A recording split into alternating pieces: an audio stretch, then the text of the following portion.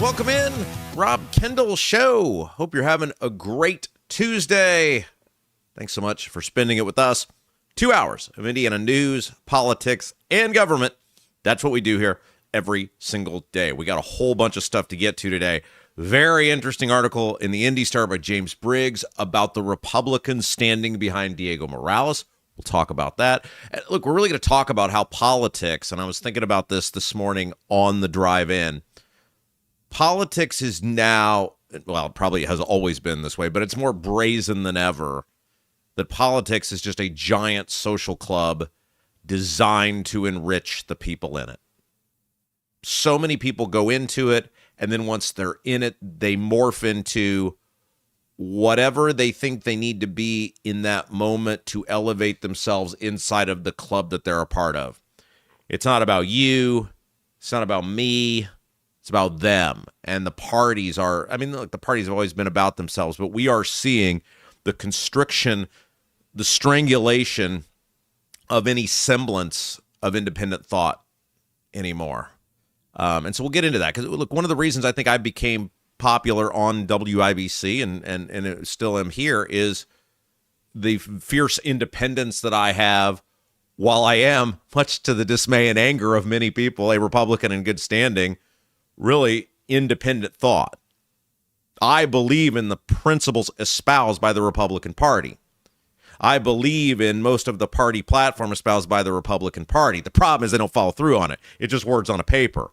They're much more than just words on a paper to me. And so one of the things that I have always struggled with is how do we break people away? How do we get people to have that they live moment where they put the glasses on and see what these people are? And how do we get more people to break away through independent thought? And that's sort of where the Greg Ballard campaign comes in. So we'll talk about all of that here in just a little bit. A couple of news, notes, reminders. Oh, and by the way, guys, coming up here in a little bit, fascinating conversation. Nick Roberts from the Indianapolis City County Council is going to be with us. And the city of Indianapolis is struggling with what many communities are struggling with. How do we deal with data centers? The state of Indiana is refusing, the Indiana General Assembly primarily, I think, because many of these guys are getting bought and sold by the data center people, as we laid out, or as as the Jim Baird campaign laid out on Craig Haggard the other day. They're being bought and sold by the data center people. And so the General Assembly is refusing, the governor is refusing to put the most basic of parameters, the framework, safeguards, minimum standards around data centers. And so now this is being left to communities to struggle with, how do we deal with them? Data centers are a necessity. I actually saw Matt Will, Professor Matt Will, had an article in the Capitol Chronicle, an opinion piece about this the other day, which I thought was very well written, about data, and that's what we've said. Data centers are a necessity. We need them as a society. And Indiana has a great opportunity if we properly enact their existence in our state. The problem is no one's willing to have these hard conversations. And so you just have communities, as we've seen in Shelbyville, as we've seen in Martinsville, as we've seen in Indianapolis, in which it's now residents versus developer. And because the state won't step in because they're petrified to piss off the data center people because of the money that comes with them, we now have the cities, the towns, the counties having to come up with their own frameworks for these things. So Nick Roberts from the Indianapolis City County Council will be with us to talk about his perspective on the data centers and some of the safeguards, the parameters the city of Indianapolis is trying to put in to deal with these data centers. Because one of the things, as we've talked about, the data center people are getting smart, and they're starting to figure out if we can cut out the zoning change, the zoning classification change cuts out a major hurdle in terms of public comment, public access, public opposition. So they're starting to find these abandoned or old industrial zoned areas, buildings that have gone out, and they're going to put the data centers there because it eliminates hurdles. So Nick Roberts will be with us. This will be a fascinating conversation about how the city is now trying to deal with, and how do communities deal with, the data centers. But first, a couple of just housekeeping notes, and we always kind of start our show out with this. There's 3 things we need you to do to help us grow this local-based program. Local, I mean, we cover Indiana news, politics, and government 2 hours a day, every day, but we need your help to grow it. Number 1, hit the thumbs up button. That is huge for us. I know it sounds like a small request. It really helps us with YouTube. Hit the thumbs up button. Let people know you like the program. Second thing, if you haven't done so yet, hey, we hit 2,600 subscribers yesterday. That's awesome. We're 8 weeks in. Public school math tells me, what is that? About 350 people or so a week? Maybe a little bit less, but that's amazing. You guys have been, is that 325? It's 325. Boom. How about that? Brownsburg High School graduate, 325 people a week, which is outstanding. We need to keep growing. If you haven't done so yet, nobody knows you're subscribing. Hit the subscribe button. That'll really help us out. And last but certainly not least, share the feed. Everything we do here is organic. Everything we do is organic. And so we are dependent upon you to help us. So whether you are listening to us on Apple or Spotify or any of the platforms where you can hear us on demand, or you're watching us live or on demand on YouTube, share our feed. Let people know there's a program, and some of the hard topics we get into, Indiana news and politics and government. The show has had great growth over the first 8 weeks. We got to keep it going. We're dependent on you. If you got a Facebook, if you got a Twitter, share the feed. One other thing, if you haven't yet, head over to robkendallshow.com, robkendallshow.com. Live links are there. All the on-demand platforms where you can hear us and watch us are there. We have articles from transcripts of our favorite segments each day. And most importantly, we have a support button. If you like what we do, yes, we are dependent upon the kindness of strangers and people we know very well. We're not too arrogant to ask people for money. It's what we do here. If you like what we do, if you support great local content, we're committed to keeping this thing rolling. Hit that support button. robkendallshow.com, $1, $10, $10,000. We accept it all. robkendallshow.com. Okay, so we've got a big week coming up for the show, and I just want to kind of lay out a couple of things for you guys. We call it a game of reasonable expectations. And most of you guys know, effective Monday, we're going to be going, or at least it's our intent to go, 9 until noon. We're going to add an extra hour. John Rust was kind enough to support that endeavor for us. So everybody thank him. He's making the extra hour possible. It's going to enable us to get into some more national issues with the extra hour. We're committed to 2 hours a day of local content. A lot of times we'll do more than that. But a lot of you have said, hey, we'd like to hear your takes on some of these big national things that are going on. Struggled with, I don't want to give up the 2 hours of local content. That's what makes us unique. So John Rust generously stepped up and said, I will support you going to a third hour. So effective Monday, scheduled to go 9 until noon. Also effective Monday, we think we'll be in our new studio. Now, this is a work in progress, guys, and we have been totally honest with you guys from the beginning. We're two guys and a merry band of misfits that are generous and help us out making this thing go. This is not a huge endeavor. It's not a corporate endeavor in terms of we don't have huge money behind us, some group traded on Wall Street backing us. We are two guys and a merry band of misfits. And so over the next week, we've got to get access to our new studio. We got to try to make it look presentable. We've got to get on the air Monday. We are just being totally candid with you because that's what we do here. Our show is the little engine that could. And we don't mind telling you about that. We don't pretend to be anything we aren't. Anything and everything could happen over the next 5 or 6 days. We could end up in my house doing the show Monday. We could be in a room where we look like we're characters in a Saw movie, like just a blank room. And you guys are like, where is he at? What is he doing? We're going to do everything in our power to make this work. But there's so many moving parts. If something screws up, just bear with us, okay? We'll get it figured out. But everything's going to be new and it's all colliding at the same time. So we just ask for a little bit of patience as we try to get this off the ground. We've tested everything so far to the best we can, but once we get in there, who knows what's going to happen. Just bear with us. There'll be a lot of moving parts, but eventually, very soon, we'll be ready to go and everything will be great. All right, let's get into what the governor had to say about the gas tax yesterday. But before we do that, I want to tell you about our friends over at Seal Now. If you have a driveway that's showing signs of wear, freeze-thaw cycles, road salts, environmental buildup like mold and dirt, they can all cause unsightly damage that can end up in expensive repair to whatever concrete surface you have. That's where our guys from Seal Now come in. They're the clean, seal, and stain professionals that can bring your concrete back to life. It can bring your outdoor surface back to life, looking better than ever. And these guys do work that goes far beyond just concrete. Yes, they do a decorative concrete patio, stamped concrete, as well as aggregate concrete sealing, concrete staining to add color. They do all of that, but they also do decks and fences and pergolas. Any exterior concrete or wood outdoor structure that needs cleaned or maintained, Seal Now, they're your guys. Call today, 317-548-2002. 317-548-2002 or visit sealnow.com. That's SEALNOW.com. You can see all the work they do there, different projects they've done, so you can get an idea on how yours might look. And then when you do, schedule that appointment for whatever your project is. You're going to get a free estimate. You'll know exactly what it costs when you start. And if you mention, you say, hey, I heard about you on the Rob Kendall Show. Listen to this incredible deal. 20% off any long-term sealing project. Any long-term sealing project, 20% off just by letting them know you heard about them on the Rob Kendall Show, sealnow.com. Okay. So Mike Braun, the governor, came out yesterday, and this is according to CBS 4 and Fox 59, that he is likely not to suspend the gas tax. Now, let's reset everything, okay? We have a bunch of financial predators that run this state.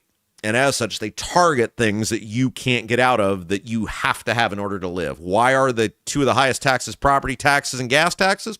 You got to drive places. You got to live somewhere. It ain't an accident. It's done by design. And so we have 2 taxes on gas here in the state of Indiana. 3 taxes, if you count the federal gas tax. So we have here in Indiana, and a special excise tax on gas and a sales tax on gas. Now, recently, because of the president's engagement with Iran, the governor, under immense pressure, took him over a month, but he finally said, okay, I'm going to suspend one of the taxes on gas, the sales tax on gas. And that saved people about 17 cents a gallon. Now, the dirt, the rotten, I mean, it's all rotten, but the biggest part of this is that the more gas goes up in price, the more you pay in taxes because it's a sales tax. So the higher gas gets, I mean, how pathetic is this? How disgusting is this? The more expensive gas gets, the more in taxes you're going to pay in gas in Indiana. But Braun suspended that tax. He had come out recently and said, I'm going to probably suspend it again in May. It's 30 days at a time.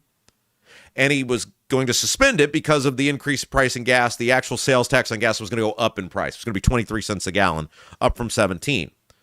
There was talk from the Democrats, there was a push from the Democrats in Indiana that Braun should also suspend the excise tax on gas. Now remember, the excise tax on gas goes up every single year without debate or discussion. In 2017, it was the largest tax increase in the history of our state, leveled by Republican supermajorities. And it was 10 cents a gallon increase at the time, and it goes up a penny every year. So you do the math, what are we at? 18, 19, 20 cents a gallon per gallon tax increase since 2017 on gas. And so there was a push from the Democrats that Braun should not only, if he really wanted to help people, he should suspend not only the sales tax on gas, but also the gas tax itself. Now, the hypocrisy of all of this is the Democrats don't want to cut government. Everything you hear about the Democrats in Indiana is proposing more government. Now, Republicans are all in on more government too, so I'm not saying that they're good guys in this. Republicans are in charge of everything. Everything you dislike about Indiana and the government is the fault of the Republicans. They're in charge of everything.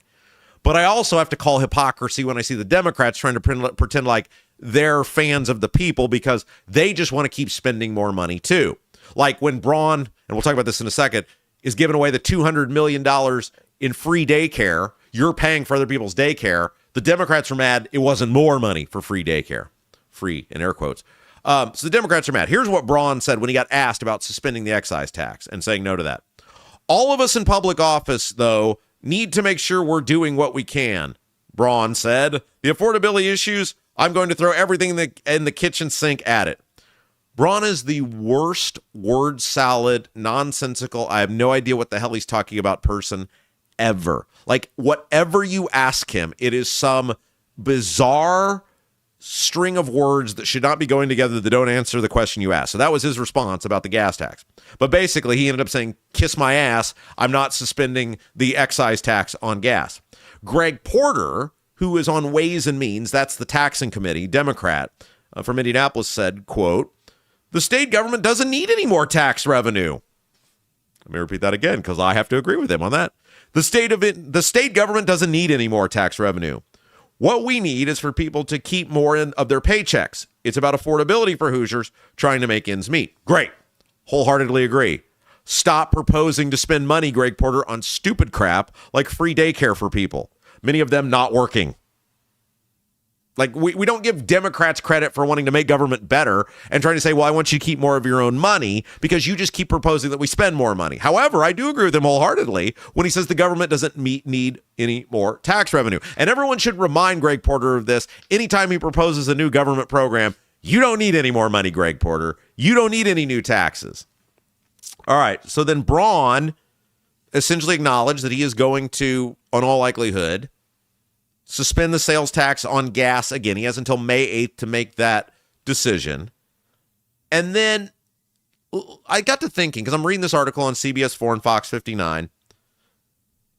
I read this quote from Jefferson Shreve. So Jefferson Shreve, you guys remember him. He is the clown who ran for mayor in Indianapolis. His signature moment was he was on a stage with Joe Hogsett, and he spent more time bitching about the condition of the animal shelter rather than Joe Hogsett disappearing during the riots where the city burned and people died. Jefferson Shreve is a wussy.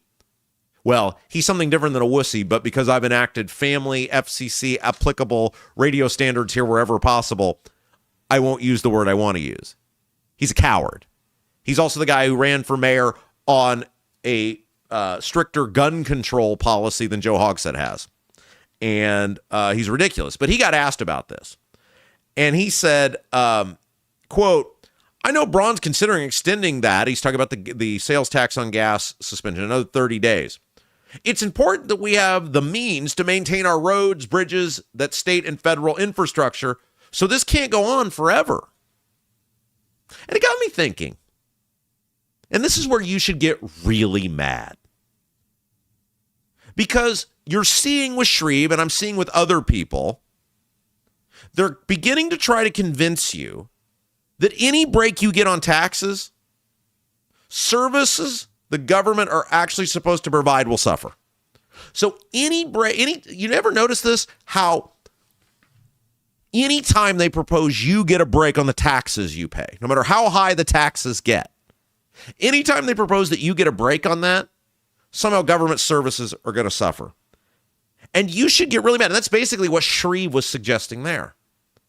Shreve was basically saying, well, this can't go on forever. We've got projects that need done. You can't suspend the sales tax forever. And so it got me thinking about all the things that our government has wasted money on recently. And none of those things meant that road projects were going to suffer. None of those things meant that vital government services were going to suffer. And let's just review some of them, shall we? This is just recently, by the way. Braun just found $200 million for free daycare for people who don't work, in many cases. $200 million you're paying for somebody else to have free daycare. No money for roads if you get a 17 cents per gallon sales tax reduction. No money for roads. Roads are going to suffer, but the roads were somehow going to be just fine when he allocated $200 million for free daycare for someone else. Recently, it was found out that FSSA admitted to hundreds of millions of dollars of waste, fraud, and abuse. That's Family Social Services Agency. So the roads weren't going to suffer if hundreds of millions of dollars were wasted on people abusing the system to take care of the disabled and elderly. Roads were going to be just fine then. Hundreds of millions of dollars. Now we've put, $200 million from Braun's Daycare, $200 million ish from FSSA. Now we're at $400 million. So $400 million wasted on free daycare for people who don't want to work, in many cases, and on people who blatantly abused a taxpayer-funded system. Roads were just fine then. $400 million, almost $500 million. Didn't hear people crying about the roads not being able to be done then, but you get 17 cents a gallon back, and suddenly the road projects, the bridges are all in peril. Oh, wait. No. There's more. The state just committed up to $700 million of new taxes off toll roads to the Bears Stadium. So $700 million potentially. We don't know how much it'll be. They won't tell you. But we know the state is giving a $700 million payment from the toll company in order to be able to raise your taxes on the toll road, I-80. And so not giving that $700 million to road projects across the state, because now it's dedicated all to the region up there because they want the Bears Stadium. That's not going to hurt the roads across our state. So now we've got $200 million and $200 million and $700 million. Public school math tells me that's $1.4 billion. So that $1.4 billion not going to our roads across our state, that's not going to hurt roads. But you getting 17 cents a gallon off your gasoline, that's going to hurt the roads. It's always you notice this? To people like Shreve, and by the way, this is why I didn't want redistricting, because it was going to be another Shreve, a Jennifer Ruth Green, an Aaron Houchin. That's who was going to be in that seat. To Jefferson Shreve, you're the problem. The problem isn't that our government is giving away $200 million for free daycare. Well, you have to go work and pay for your daycare.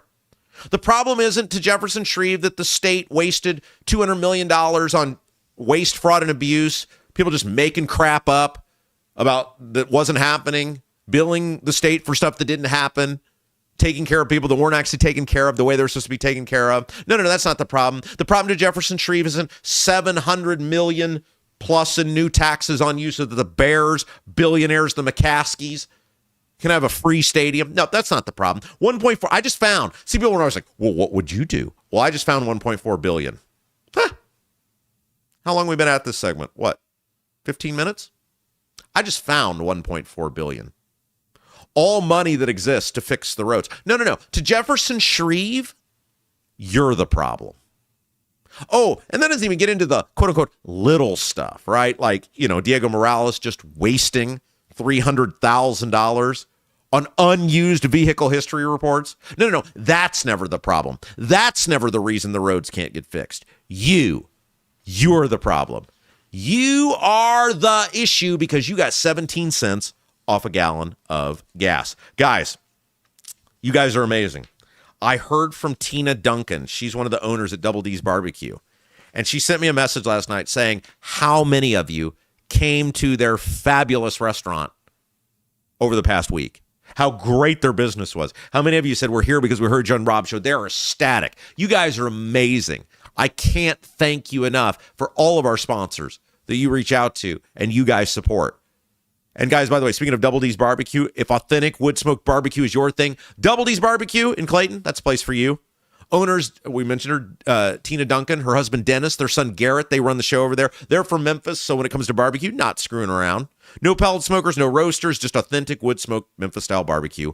All of Double D's food, cooked fresh daily. They make their own sauces. It's all made from scratch. Double D's is located right near 40 and 39 in Clayton, so it's great. It's like out of the way, but it's not so far out of the way that it's like going to ruin your day to have to go there. And they're open Wednesday through Sunday, so you can make plans for the rest of the week, Wednesday through Saturday. So the rest of the week, you can make your plans. And the great thing about Double D's, they encourage you to get there early because once they're out of food, it's gone for the day because they make it all fresh. They make it all from scratch. So get there early, Wednesday through Saturday. Double D's Barbecue. See the full menu, ribs, brisket, and more at ddbbq317.com. ddbbq317.com. Okay, let's take a break. When we come back, I'm going to get into this article that James Briggs wrote in the Star about the Republican Party, the Republican delegates to convention rallying behind Diego Morales. And he makes a lot of good points. We are seeing on both sides of the aisle the death of independent thought, the death of accountability. And that's bad for all of us. We'll talk about it. Coming up next, you're watching Rob Kendall Show. Is your driveway showing signs of wear? Freeze-thaw cycles, road salt, environmental buildup like mold and dirt can all cause unsightly damage that can end up in an expensive repair. That's where Seal Now comes in. Seal Now are the clean, seal, and stain professionals that can help you protect your outdoor surfaces. Got a worn-out fence or deck? They can revive the look while providing long-term protection. Call today, 317-548-2002 or visit sealnow.com. Not only will you get a free estimate, but mention you heard about Seal Now on the Rob Kendall Show and receive 20% off any long-term sealing project. I'm State Senator Greg Good, representing the Wabash Valley by listening and never compromising our shared values. That's why I'm the only Senate candidate endorsed by Indiana Right to Life, the NRA, Indiana Realtors, professional firefighters, and the Indiana Farm Bureau. These endorsements are from the good people from Indiana and for Indiana, a sign of trust that I have built and results that you can count on. I'm Senator Greg Good, and I respectfully ask for your vote in the Indiana Republican primary. Are you seeing cracks in mortar, moisture working through walls, facade or structural failure beginning to surface? Bramwell Mackay sets the standard for exterior and structural building solutions. Our 40-year master masons and industry experts address moisture intrusion, failing foundations, masonry deterioration, and more. From preserving historic landmarks to addressing modern building envelope issues, Bramwell Mackay delivers full-spectrum service with white-glove professionalism. In Indianapolis, call 812-33-BRICK. 812-33-BRICK.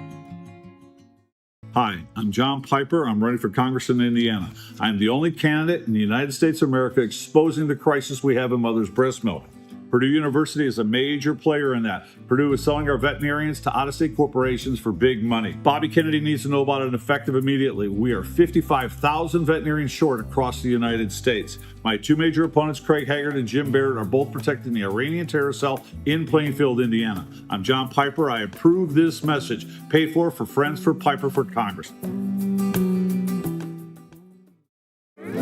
Buying a home or thinking about refinancing? Work with someone local who understands the central Indiana market. Gary Tedrow with Verity Mortgage helps homebuyers and homeowners explore options for purchasing, refinancing, or even consolidating higher interest debt through their mortgage. Gary's approach is simple, clear advice, and personalized guidance, so you can make confident decisions. Visit loansbygary.homes to learn more or get started today. You've got nothing to lose but dollars on your mortgage payment. So call for a free, no-obligation quote, 317-695-5179. Gary Tedrow, NMLS number 179207 with Verity Mortgage, NMLS number 70345, an equal housing opportunity lender. I'm Doug Cobb for Clay County Commissioner. I'm running to bring transparency back to our local government. As a concerned citizen, I want to know what's going on. We need new and fresh ideas for today's challenges. We need a vision for future generations. As a small business owner, I want to explore and promote opportunities to make us all successful. Let's create a brighter future for Clay County together. I'm Doug Cobb, running for Clay County Commissioner, and I approve this message, paid for by Linda Cheatham.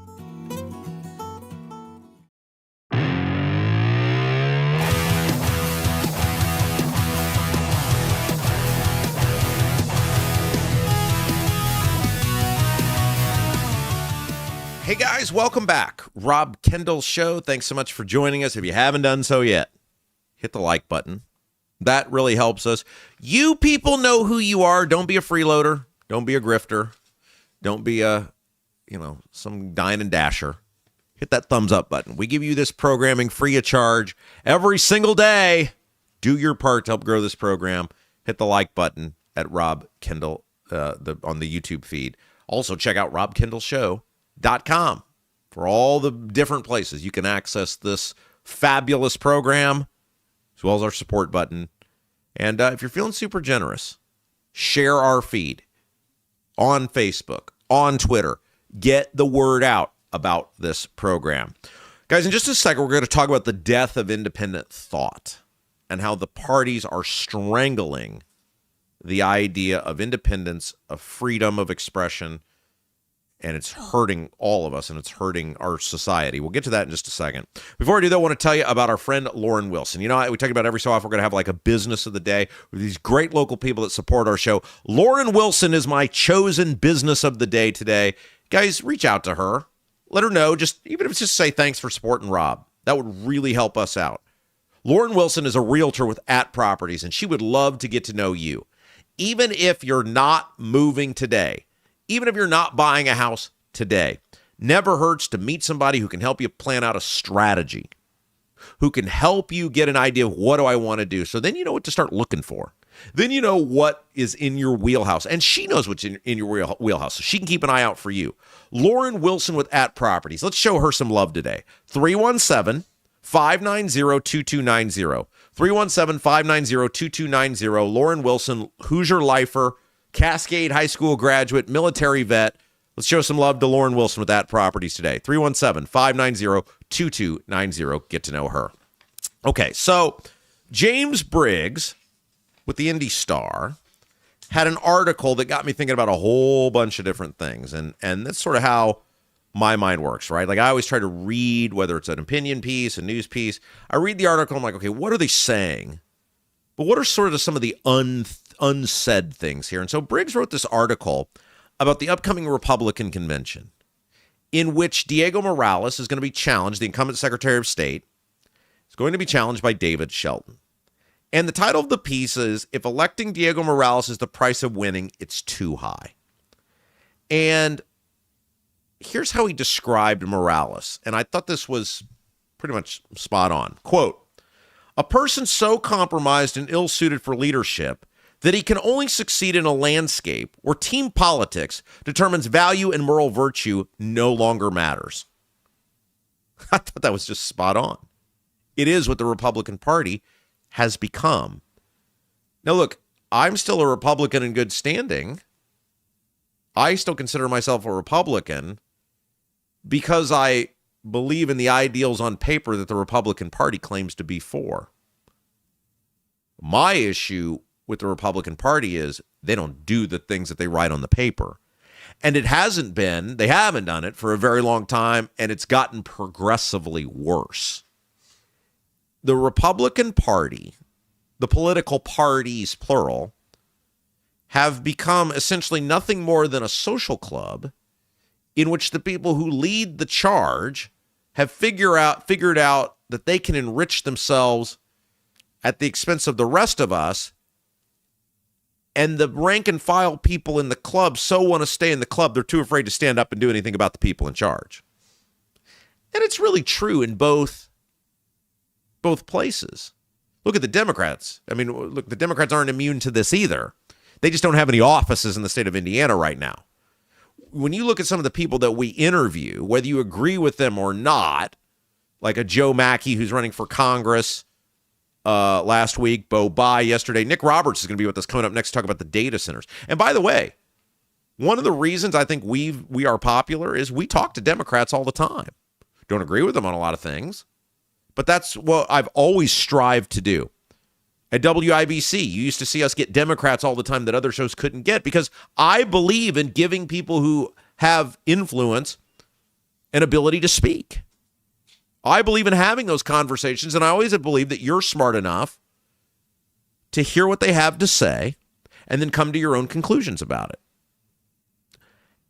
But my point on this is when you hear Nick Roberts speak, he sounds like a reasonable person. When you hear Bo Bai speak, he sounds like a reasonable person. Joe Mackey, reasonable person. Whether you agree with them or not, their politics or not, I'm not talking about that. The problem for the Democrats is the reasonable people have been pushed to the side. It's the lunatics. The lunatics get all the attention. The lunatics are the featured speakers. The lunatics are the face of the Democrat Party. And so the moderates who might be able to actually get elected don't have a chance in many cases because people see the lunatics and go, nope, no thank you. If you're going to in any way associate with those people, no thank you. The problem for the Republicans on their side is they're basically doing the same thing, only it's some bizarre obsession with who can be the most like Trump or what they think Trump is going to love the most. And that doesn't work everywhere. We're not about governance anymore. We're not about accountability. We're about some sort of dinner theater where this guy espouses to be the most like Trump or the biggest Trump support. It means nothing. It means nothing. And so in the case of Diego Morales, look, Diego Morales won because the Republican base hated Holcomb. That's it. It could have been anyone, any person of high moral standing, any person of any reputable reputation whatsoever, and they would have beaten Holly Sullivan because Diego Morales was the middle finger of the delegates to Holcomb for all the lockdowns, the shutdowns, etc. I was screaming at the time, though, don't pick this guy.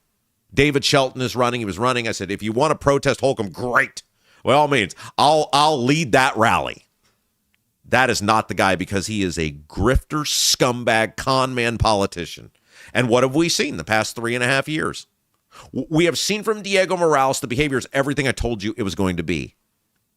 And yet the Republicans, the power structure, continues to stand behind Diego Morales, even though they know what he is. Briggs also goes on to say, and this is so true, you would be hard-pressed to find a single Republican arguing that Morales is the candidate most capable, honest, and committed to serving Indiana. Yes. Have you heard anyone stand up and say, Diego's doing a hell of a job? He's totally scandal-free. He's really competent. The office is run really well. Do you hear that with any sort of detail from any of these politicians or power brokers who endorse him? No, because they can't. Because the office is a dumpster fire. We have had multiple, just in this primary season, issues with administering our elections and registering candidates in order to vote. And now there could be issues with the poll books. Like it's one thing after another. Just on the competency of the office. Why? Because Diego doesn't care about the office. Diego cares about Diego. Diego cares about elevating himself and the people who elevate him, which are the donors. It's one scandal after another. It's one bad behavior after another. It's one bizarre behavior after another. Who starts shouting, I pay for India? What the hell does that even mean? You didn't pay for it. You acknowledge someone else paid for it. Who disappears to a foreign country? By the way, I think we're on the anniversary of him missing that budget hearing. I think Facebook told me the other day. I think we passed it.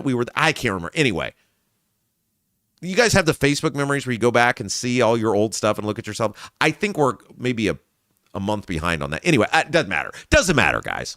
I'm not going to sidetrack myself here with trying to figure out exactly when that was. The reality is the guy disappeared to a foreign country for 10 days. 10 days. No one knew where he was. You know who outed him? The Indians outed him. The Indians started posting that he was there. That's how we figured out where he was. People on Twitter in India were posting that Diego Morales was there. He blew off his budget hearing. He won't tell you who paid for the trip. He won't tell you because it would look really bad if he tells you. You know who will tell? Bo Bai will probably tell. That's sort of why I want Bo Bai to win. I'm not saying I'm voting for him. I'm not endorsing him. But I sort of want him to win because he'll tell everyone who paid. The Bais ain't losing that election, guys. This has been in the... Look, the great thing about our show is we can cut through the BS. I can say I think it might be good if a guy wins and also tell you the BS about the guy winning. The guy's created in a lab, okay? Let's not kid ourselves. They have been plotting and planning this for years. He's straight out of central casting. Like, the guy walks in the room and you're like, my God, the genetics. My God, the genetics on that guy. Like, I would be president of the United States right now if I looked like that guy. But he's straight out of central casting. Of course, there's been a plan for him to be a politician. And good on him. If that's what you want, he's executing the plan pretty well. Right? We're not going to lie to you and act like he is the most down-to-earth guy who ever lived. No. But if you're telling me I have to choose between, if the choice is Diego Morales or that guy, I'm picking him every single time. If that is my choice that the Republicans give me, I'm picking Bo Bai every time because he's not a piece of crap. Sure. Does he understand regular people problems? No. But I don't need him to understand my problems. I just need him to execute the job of the office in a non-quasi-corrupt, corrupt, unethical, quasi-potentially criminal manner.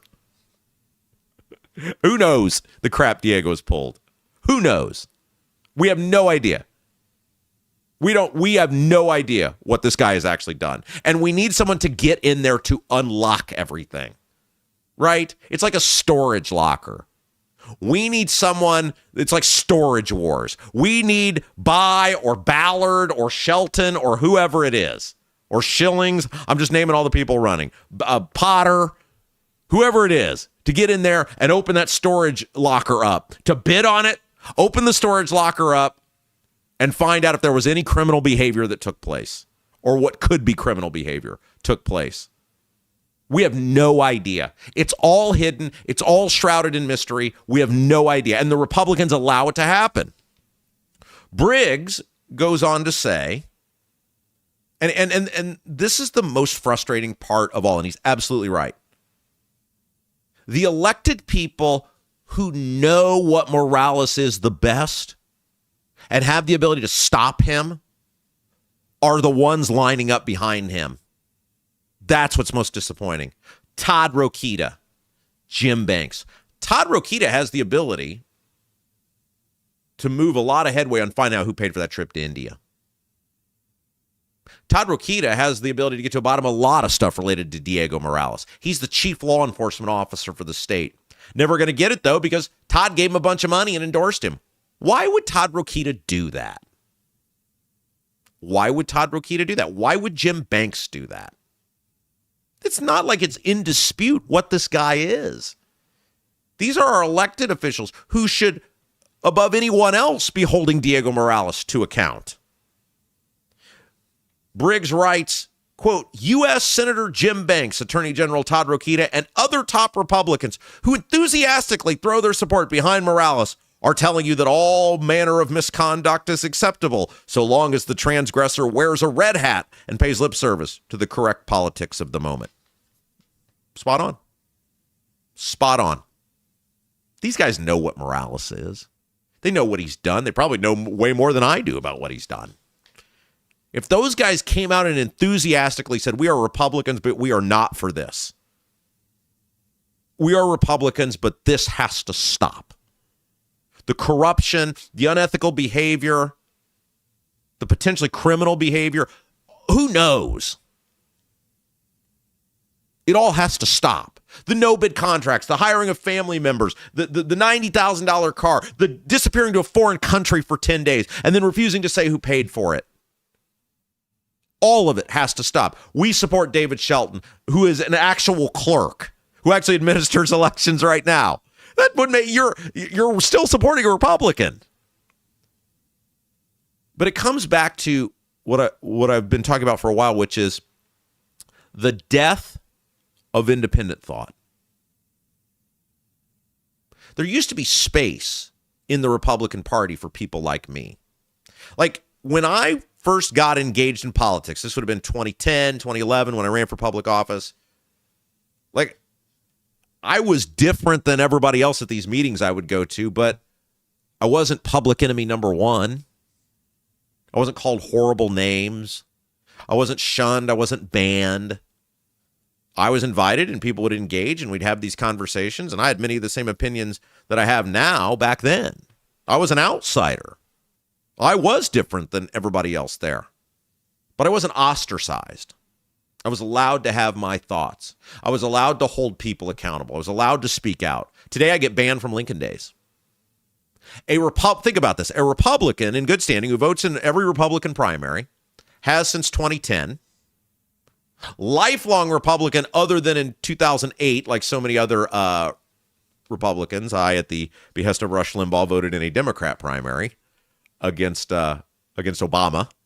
But every other Republican since 2002, so for 24 years, every Republican but one primary I voted in was a Republican, elected Republican, cut more local property taxes than any local Republican in history of our state. All of the things that Republicans should be about, huge investments in infrastructure. As an elected person, I did all the Republican things. I'm now not allowed to go to a Lincoln Day dinner in my home county. Why? Because they knew if I went, I would go right up to Diego Morales, as I did in Clay County, and call him out right to his face. I do the things that I demand others do.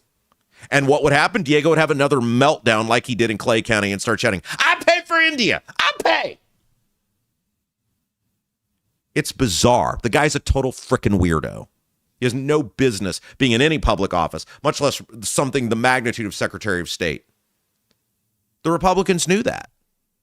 They're more mad at me for asking questions than the guy who they know is a piece of trash. And they all know it.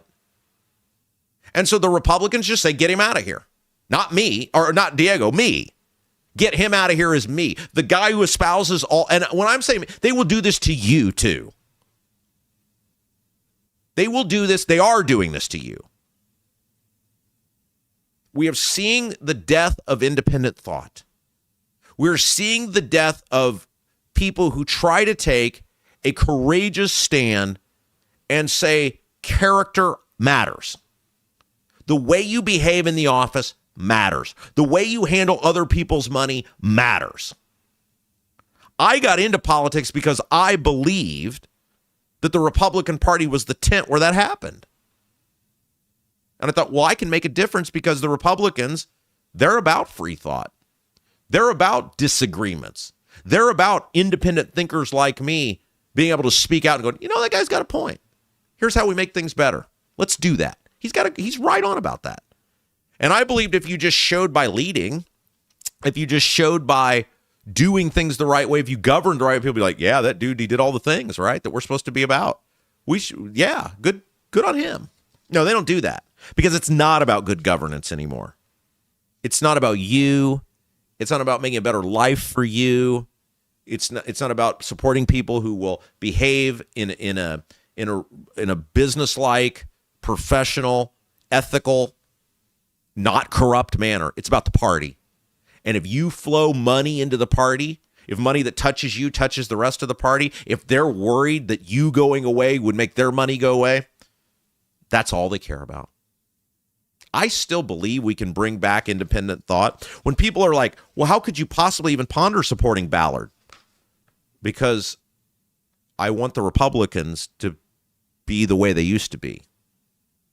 Not a party that agrees with me, but a party that welcomes my speech. If people want to disagree with my policies on things or my views on a specific issue, that's great. What do we do here on this show? We lead by example. We have people in here all the time that we don't agree with. We have people, there is no more diverse show than what we do here 2 hours, soon to be 3 hours a day. Because I believe in freedom of speech. I believe in differing ideas. I believe that everyone has a right to a voice and to be heard. I don't have that anymore in the Republican Party. I'm the bad guy now. This team sport stuff, and you know where I see it the most is with the Micah Beckwith people.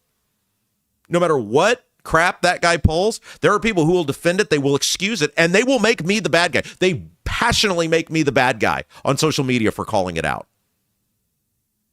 Even up to and including Micah's refusal to condemn his boss, his best friend, and his podcast co-host for body cam footage clearly showing that he knew his son was a hyper-dangerous pedophile.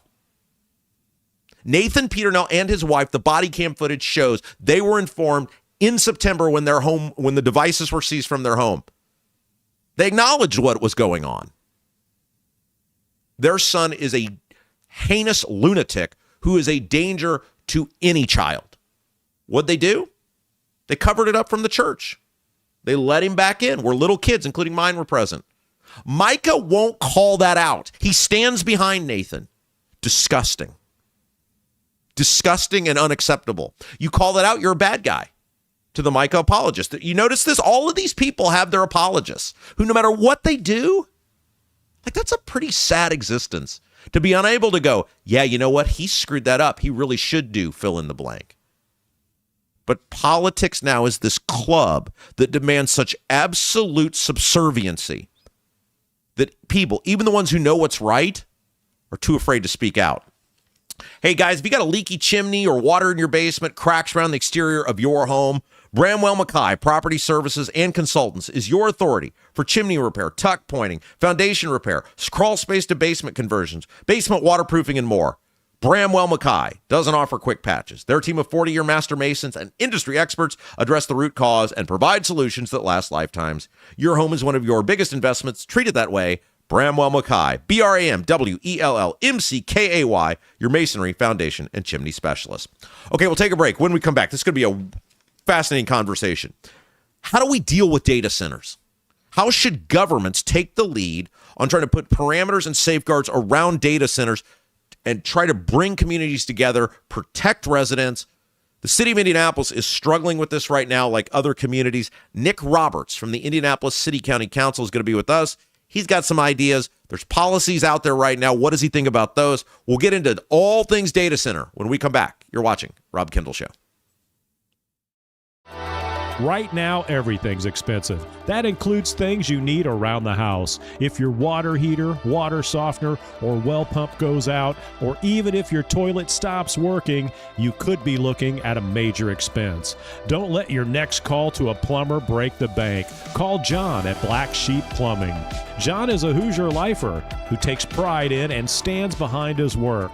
That's why all basic services and repairs with Black Sheep Plumbing come with a 2-year parts and labor guarantee, with water heaters having a 6-year parts and tank guarantee.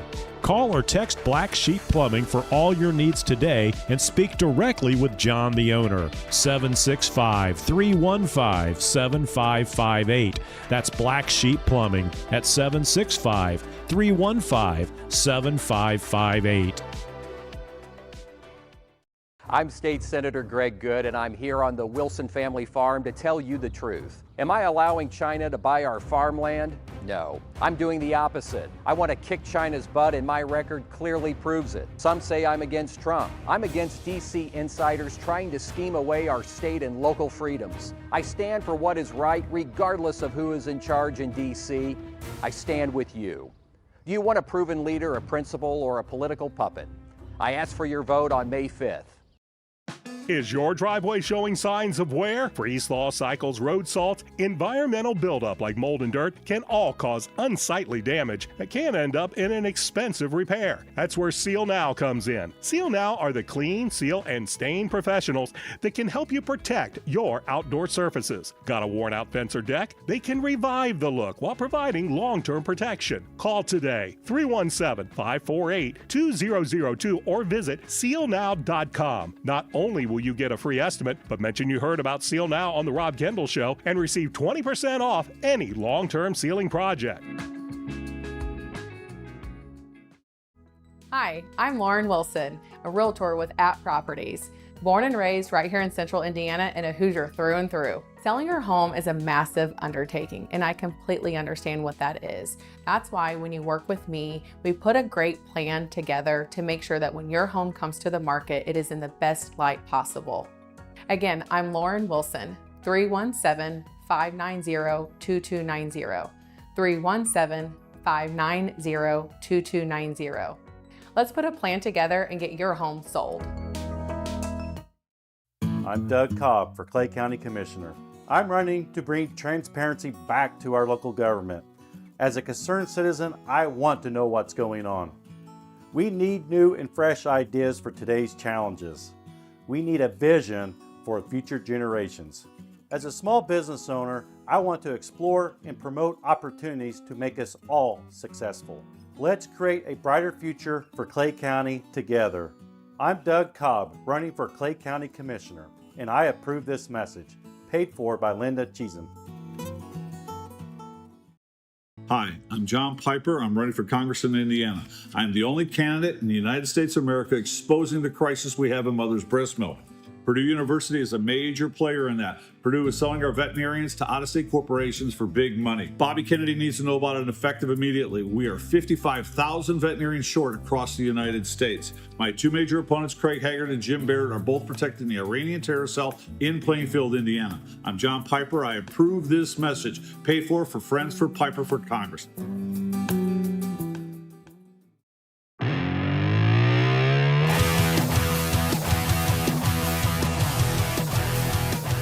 Welcome back, Rob Kendall Show. You know, there's been a ton of conversation about data centers in Indiana, and now Indianapolis sort of seems to be like the epicenter of the data center fury. So I said, let's find out how government officials are judging data centers, and boy, do we have a guy. Nick Roberts, member of the Indianapolis City County Council, joins us now. Nick, hello. Robert, thank you for having me. Oh, I see what you did there. That's a Jim Merritt reference. It's Jim Merritt. Okay, so Indianapolis now seems to have more and more of these proposed data centers popping up.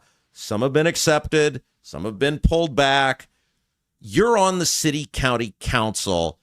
Do you study what's going on with these data centers? How involved are you, especially in the early stages when the data centers come in front of the city?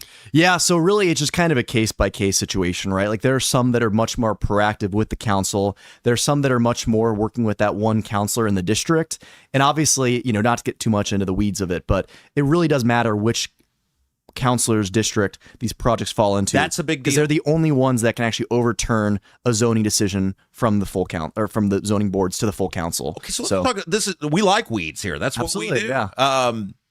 Let's talk about that for a second. You said something that's interesting. So you as a city councilor, if the zoning board makes a choice, you don't have the ability to overturn that? Not unless the district councilor chooses to overturn that or vote to reconsider the zoning board's decision. So only one person has the authority to overturn that. So there's really one villain in all of this. It's not even you guys. People might be giving you crap, but you say, wait a second, that's someone else's choice. Yeah, and I don't like villain, but I think it's fair, right? Like I think some people think that any one of us could just pull down and consider a vote, but it's just and I think there is benefit to that, right? Like I represent the Castleton Geist area, right? If there was a project, rich people, Geist is a nice area. Bums, I noticed. If they put some project in the Geist area that was good, bad, indifferent, right? And there was some counselor from the South Side that wanted to overturn it, I'd be like, wait, what's up with that, right? So I think that precedent exists for a reason for local issues, but obviously when there are issues like the data center one, which has been blown up, I mean, it's been so contentious. I've seen so much fair? negativity. Is the hate for the data centers? Is it fair? I will say it's fair. I don't think it's always 100% justified.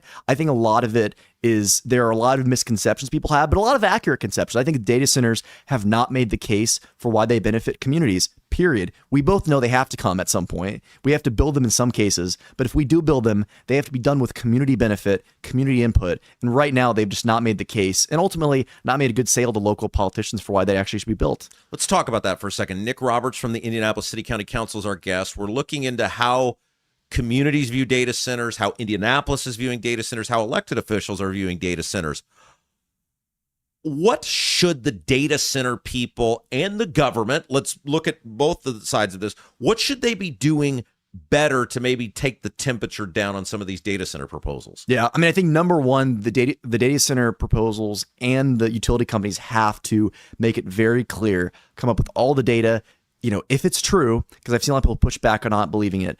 If these will stabilize or lower the utility prices, they have to make that clear. People have a very rational fear these will increase utility rates and everything else, right? We know how hot of a topic that is with AES, everything else with BlackRock too. They have to make that very clear. And also too, again, on our end, right? Like we have to communicate what the actual benefits are. If they're getting any kind of tax benefits, right, or tax credits or anything else, they have to make very clear what the benefits are, right? Like I've told them the number one issue we deal with as a council are roads. If they can say, and the Decatur Township one is doing this, they're saying, hey, here are the top bad roads in the area. Here are the ones we'll try to work on, right? Like have an actual benefit, right? And even the Google one a few years ago, they didn't have any union agreement. They didn't have any, commitment to have hire Indiana, workers, right? Right. Like there are so many issues of even the labor arguments, in my opinion. You need to have that ready to go before you make it to the public, make it to us, because we're not going to take the political thorns for a project that is so uncertain to begin with. Do you want state help on this? Are you looking for state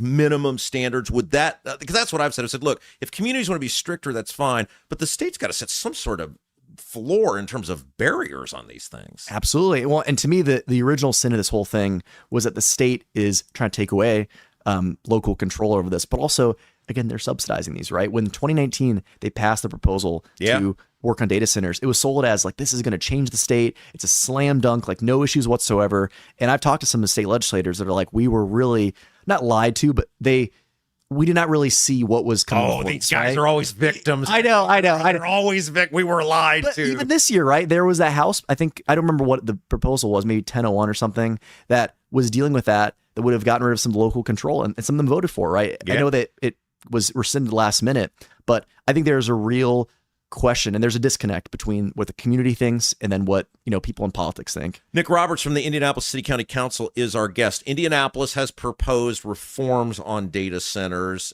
It's not to you guys yet for a vote, but they're in the process.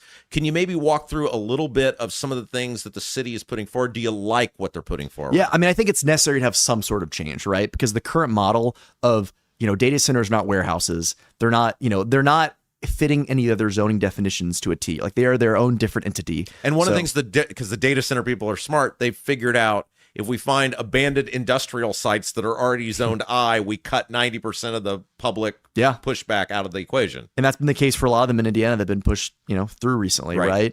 And I think that is part of it. I will say again, I would be very, very intentional. I think our Metropolitan Development team has been doing this. They're having community meetings, making sure this is not viewed as a shortcut, try to get more of them, that you need to respect the community influence on these things because people are not happy with them right now. And you have to make sure that people, whether good or bad, you can correct the narrative and make sure people know what's going on. Now, look, we like data centers to some extent because we're on a data center right now. We're not naive to that. Google, we love you. You guys are great. Thank you for everything. But, I am concerned about making sure they work for the communities.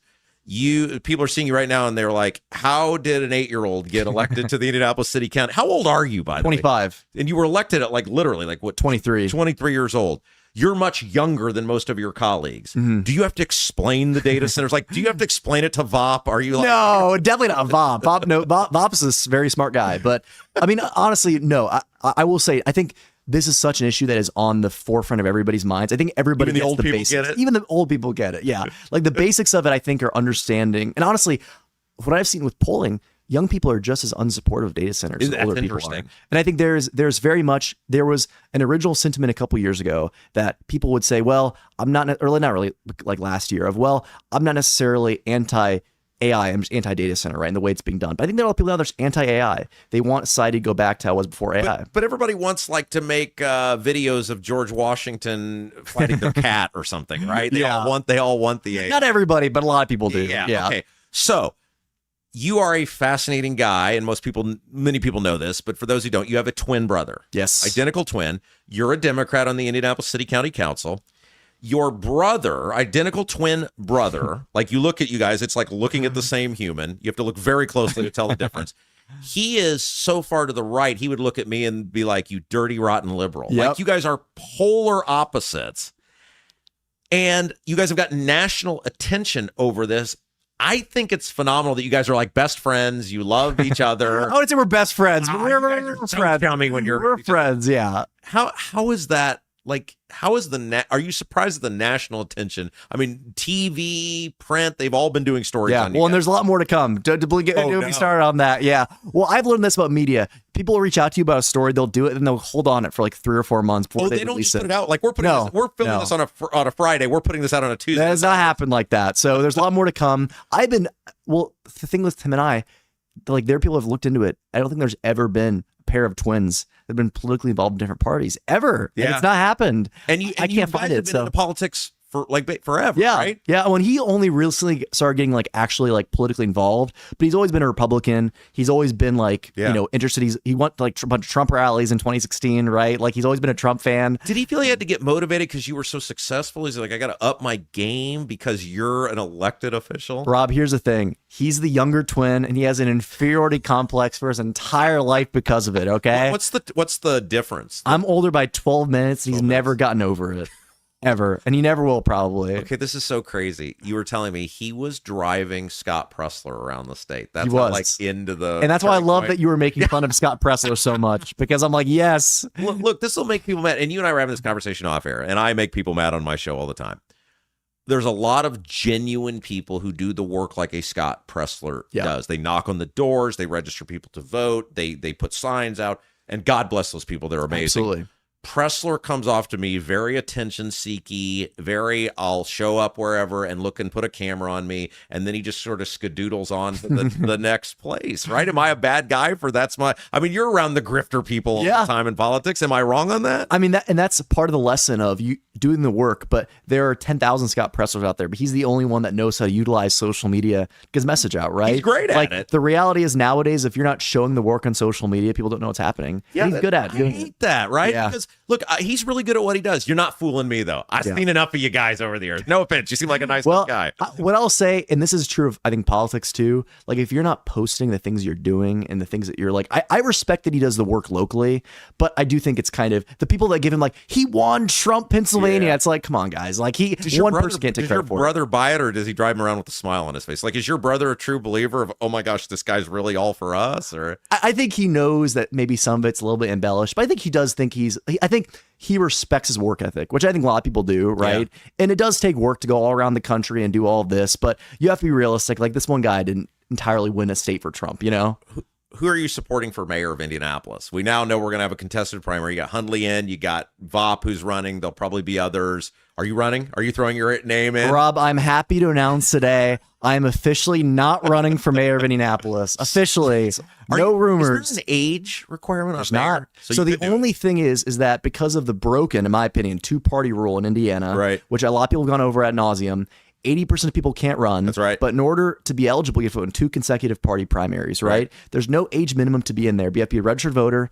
And in order to be eligible for either party, you have to have voted in 2 primaries. So hypothetically, most people have to be like 20 to run because you voted 2 primaries. But if you can find a county chair to signature for you, you could do it. But you're out. You're not in. I'm not running. I'd be old enough, but I'm not doing it either way. Do you have anybody you like so far? I mean, I'm friends with all of them, right? Like Vop, I've gotten the chance to work with on the council. He's always been great to work with. Andrew Hundley, I think, is an amazing person too. There are other people I'm sure they're going to run. I mean, my guess is there are going to be probably 5, 6, 7 credible candidates. Yeah. Well, I mean, we've not had really an open, significant race for mayor and county. Is it going to be open? What's Hogsett going to do? I know you're going to be nice to him. Well, what I'll say is, even if he runs, I do think people would consider an open race. I mean, he's told people this will be his last term. So I think in a lot of people's eyes, it's fair game, right? And I've always gotten along with, his team, and I work with DPW and DMD very well. But I think a lot of people, he said this is his last term. So I think a lot of people are going to say, even if he does run again, he gave us the green lights, we should consider running. Why can't we get an answer where he was during the riots? Can you just make a motion on the floor? I make a motion that Hogsett finally tell us where he went. I mean, it was the pandemic. It wasn't like people were out and about every day doing everything, you know? Nobody knows where he was, Dick. We're not going to let you do this on this Well, show. nobody knows where he was a lot of other times today, too. It's not like the mayor and the governor release their calendar like 24/7, 7 days a week. So, what are you looking for from the next mayor? We gotta change some things in the city, right? I mean, I think a vision is very important, right? And I will say, like, it is very hard, I think, when you've been the mayor for over a decade to have like a new vision, right? I think people are looking for a vision. They're looking for neighborhood kind of solutions too. And I think obviously the progressives tell you, we need a leftist that can do this. The moderates like, we need a business. Like, I think honestly, having to connect with people, right? Like, and I will say, for all the faults of everybody, like, there's so many politicians that really take that for granted. To our conversation about Pressler, right? That take for granted the social media, the in-person, the neighborhood work. Like, you have to be out there and working hard to be connecting with people. Couple of minutes left with Nick Roberts. He's on the Indianapolis City County Council. I want Jesse Brown to run for mayor. Does that make me a bad It'd be person? interesting. I think it'd be great, right? He'd spice up the race a lot. Yeah, Hundley, Vop, they're kind of boring. I want Brown in there. Here's my question for you. I am an old person now. I've accepted that. I am in middle age. I feel like I have a very youthful appearance. I am an old person.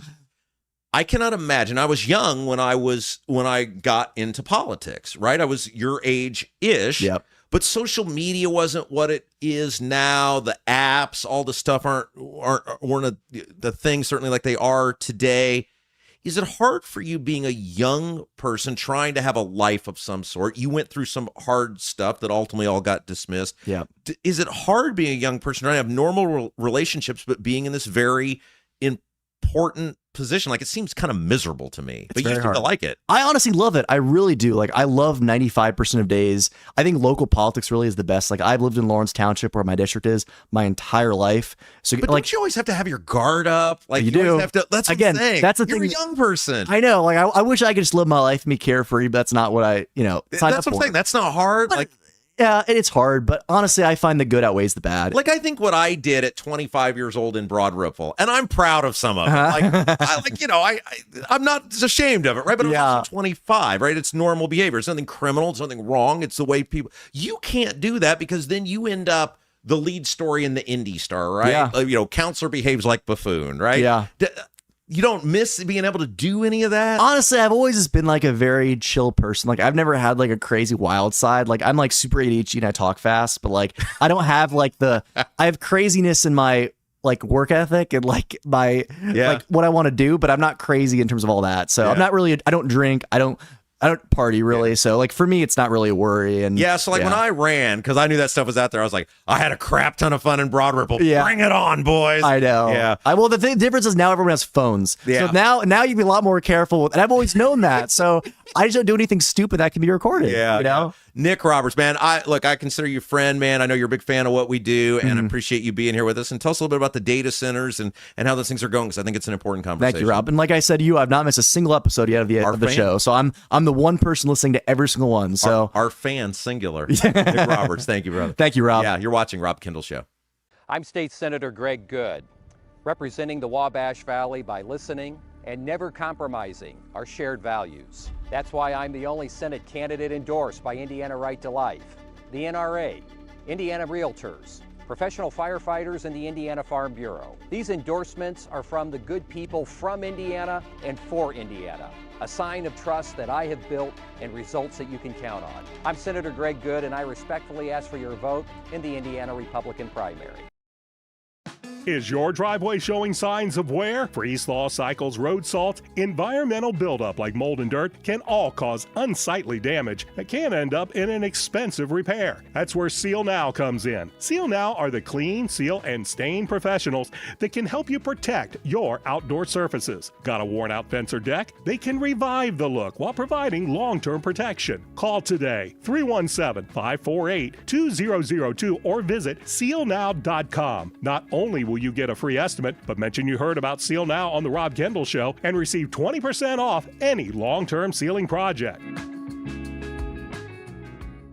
Are you seeing cracks in mortar, moisture working through walls, facade or structural failure beginning to surface? Bramwell Mackay sets the standard for exterior and structural building solutions. Our 40-year master masons and industry experts address moisture intrusion, failing foundations, masonry deterioration, and more.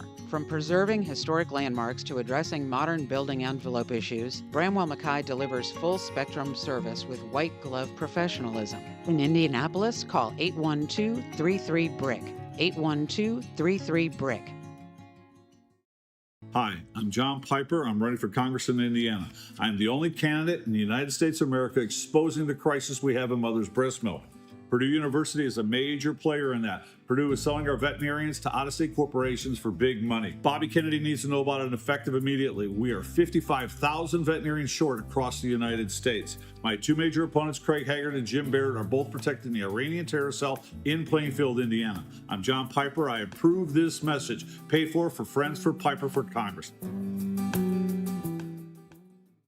Your bathroom fan could be secretly costing you thousands of dollars in damages. Most people don't even know this until the damage is done. With over 18 years of bathroom remodeling experience, here are 3 signs your fan is failing you without spending a dime on inspections. Sign number 1 is if you have foggy mirrors after you shower. This shows that your fan isn't pulling out enough moisture, which creates the perfect environment for mold. If you have a properly functioning bathroom fan that is the right size for your space, you shouldn't see much fogginess on your bathroom mirror at all. Sign number 2 is if you have bubbling, cracking, or peeling paint in your bathroom. This means moisture is soaking into your walls, slowly breaking down drywall, and even causing the wood framing behind it to rot. Sign number 3 is if you have mold buildup on your fan, ceilings, or walls. This is terrible for your health, but also could wreck your bathroom, costing you a fortune. If you're noticing any of these signs, here's what you can do.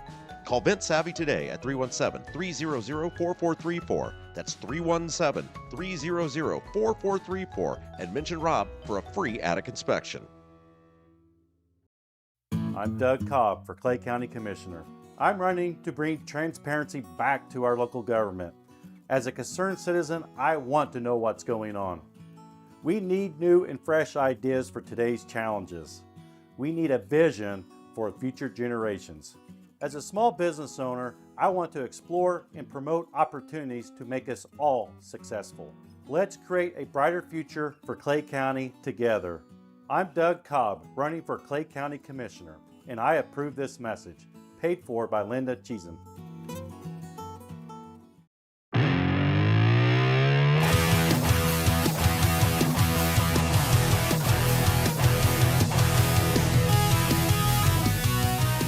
Hey guys, welcome back. Rob Kendall Show. Thanks so much for joining us. If you haven't done so yet, hit that little thumbs up button. Like the show today. It really helps us out. Also, share the feed far and wide. If you got a Facebook, if you got a Twitter, and really help us out. Letting people know we're here talking about Indiana politics and government and news 2 hours a day, every day, 3 hours a day, scheduled beginning May the 4th. Today we're supposed to be in our new studio too. Could be the world's biggest train wreck. I could be sitting on a stool holding a microphone. Who knows? We have no idea what's going to happen. Just bear with us. Lots of cool things are in the works, but it's going to take us a little bit to get there. And we'll get to this some of our fine sponsors here in just a second. But I was thinking about this while our interview with Nick Roberts was playing, and one of the things that really bothers me about so many of our politicians is they are so uncomfortable in their own skin. Like I have been around these people long enough, and as I get older, you process things as you get older. You process things differently. Like I wrote this to most of you know, I keep a daily journal for my daughter. And some days when there aren't, major things that happen, I'll just start talking about different parts of my life or, her grandparents' life, because I think it's important to be able to track where you came from and know the people that sort of laid the groundwork for you to be where you are today. And I have talked with her about the importance of being comfortable with herself. when she becomes, well, throughout her entire life, but she'll be closer to adulthood by the time she finally reads these journals. As an adult, being comfortable with yourself, not fitting in where people demand you fit or where it's expedient to fit, because going where others demand or where it's expedient ultimately is going to leave you unhappy. And so many of these people, these politicians, are not comfortable with who they are as humans, and they try to become whatever the structure, the organization wants them to become. And then you have a thing, and this is true outside of politics, but we're sort of a politically based show, right? Or a politically centric show. The job becomes you. The job defines you. The position defines you. Having and holding on to that thing defines you. And when that happens, you lose who you are. Look, I have cost myself, I can't even begin to fathom how much money I've cost myself over the years being me. And not conforming. And not fitting into a box. I never get asked to do Lincoln Day speeches, right? I never get asked to speak at Republican or conservative functions. And even things outside, even groups that are outside of the Republican Party. Why? I'm too much of a wild card. Too independent. I will say things that don't align up with any group because I don't fit into any box. And I have watched other people in our industry, broadcasters, who have some talent, but their whole life becomes about fitting into that box, fitting into that structure, fitting into that society. A couple of years ago, I had somebody who you guys will know. I'm not going to name them, but I had somebody who you guys will know who is a known media quantity in this industry, newer to the industry, but known, come to me and say, I want to be you. I want to have the relationship with your audience that you do. And this was when I was still at the old job. And I told this person, and I'm a firm believer in giving back because so many people gave to me. Like, I got where I got because people mentored me. They gave to me. They taught me the things that they did that were special. And I took little bits and pieces of so many individuals with me. And I told him, I said, you have two choices in this industry. And you have to pick a lane, and if you try to do both, people will see you out as being a BSer. I said, you have option one, which is complete conformity, which means you fit into the mold of the traditional quote-unquote conservative broadcaster where you say all the right things, but you don't actually hold these politicians to any account, because in this state, holding our politicians to account means you take on the people on quote-unquote our side. Well, then you don't get invited to the stuff. You don't get invited to be the speaker. You don't get invited to the party. You don't get to be a part of that. And sure, you're there, right? You exist, but nobody really loves you. Everybody in the political world just uses each other. The politicians use the media uses the politicians. That's why when these politicians go on these conservative shows, be it TV, radio, print, whatever, the people that are hosting the programs or the writers or whatever, they don't really ask hard questions or hard follow-ups. Why?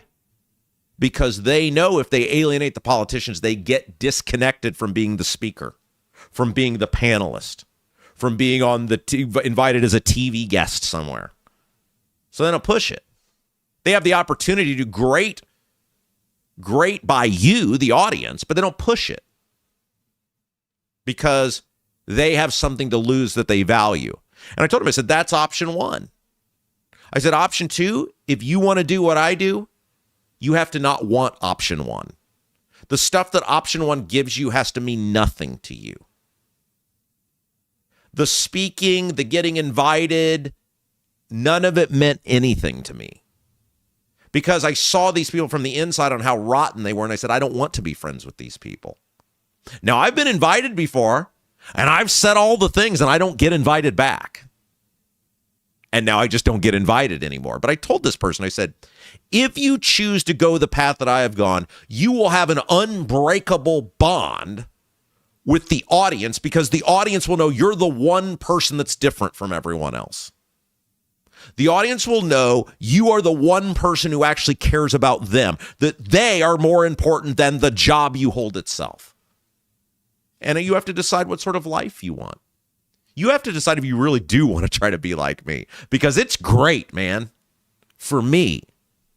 But I'm not a person who needs love and affection from people who I know are phony. And this person has chosen door one. Why? Because he didn't want to end up like me, where you are willing to lose it all. Look at what happened to me. Now, look, I was true, and I'm being true to you right now. When I said I was willing to lose it all, I'm the one guy who could have done what was done to me and come back arguably stronger, losing the platform, because of you guys, because of the bond, the unbreakable bond, which is why you still tune in every day. But to bring it back to our politicians, so many of these people, they can't disconnect themselves from the club, from the life, from the power, from the position, because it's all they've known. It literally defines them as human beings. I was watching the Hulk Hogan documentary. I don't know if you guys have seen this yet on Netflix. There's a new documentary out about Hulk Hogan. And it was done, most of it was put together right before he died. He's in the documentary. They interviewed him. This was like months before he died. And it goes through his life, and there's not much new that I learned in there. There's some neat old footage that I hadn't seen before. They got into some stuff about his brother that I didn't know. But in terms of like the core stuff of Hulk Hogan, there wasn't much new. But what you do come out of that is the realization, and it's the first time I've sort of seen Hulk Hogan talk about this in depth other than under oath in a court of law, which is Hulk Hogan started out knowing, Hulk Hogan's real name is Terry Bollea. Hulk Hogan started out knowing Hulk Hogan was a character. Hulk Hogan in the late 70s and early 80s with the creation of Hulk Hogan was Terry Bollea recognizing, I'm creating a Superman character by the name of Hulk Hogan. And it goes into when he learned wrestling was fixed and all of that, and then he realized he could create this character. And over time, Hulk Hogan started out as a guy who knew he was performing a character, and he was able to separate. Terry starts when the match ends, right? When I leave here, I'm Terry. But over time, because of the adulation, because of the praise, because of the money, because of the power that came with being Hulk Hogan, he just stopped ever being Terry Bollea. He was always Hulk Hogan because Hulk Hogan brought him all of those things. People didn't want Terry. They wanted Hulk. And these politicians deep down, they're so uncomfortable with who they are as human beings for a variety of reasons. They can't ever give up being the politician or elevating as the politician because they know people don't actually care about them. They know people don't actually care about the human. When they get invited to these events to speak or these ribbon cuttings or chamber lunches or whatever, they know they're only there because of the title of representative or the title of senator, councilman, whatever it may be. And so they can't give it up because they can't extract themselves from whatever that position gave them that they never had before. I mention all of this because I got damn, this thing is big. Can you guys see this? Look at this. This is like a mailer extraordinaire, and I'm getting these all the time from Jeff Thompson. Jeff Thompson is my state rep. He sucks at his job. He's awful. If you live in the greater Brownsburg area, you got to do two things for Uncle Rob this year. One, you got to vote against Ben Lacey for town council, and you got to vote against Jeff Thompson for state rep. Jeff Thompson is the head of Ways and Means, and he is the architect of this horrible property tax bill. Jeff Thompson, I went back, has been in office since 1998. I was 14 years old. I was a freshman in high school when this guy was elected. He's still there. 28 years later, still in the same position. Oh, and before that, his old man was a state rep and a state senator for 18 years. You're talking 46 frickin' years of this family, guys. He can't give it up. I'm sorry. Unless you're Steve Jobs or someone like a Bezos or Musk, you spend 28 years anywhere, you're out of ideas. You're just out of ideas. You're out of ways to make it new and make it different, unless you have full control over the situation. It's part of why I love what I do here. I told you guys, I said, I should have left IBC probably a year before I did. Given the restrictions that were put on me with the show, with who I was working with, etc., there was no way for me to make that show any better or any different. There was no way for me to make it any better. There was no way for me to expand it. There was nothing I was going to be able to do for you, the audience, given the restrictions that were put on me. I'd been there 9 years. I'd been in that same show for going on 6. And I recognized it. I couldn't leave because I felt like I was letting the audience down. But in any position, certainly 28 frickin' years, you're out of ideas, dude. When you run a company, you're out of ideas. It's why there's such changeover. It's why coaches in the NFL or whatever, right? How many times do we see after, even guys that are successful, hey, you've been here long enough. You got to go. But I just made the playoffs. Yeah, but it's not good enough. We kind of feel like you've maxed out.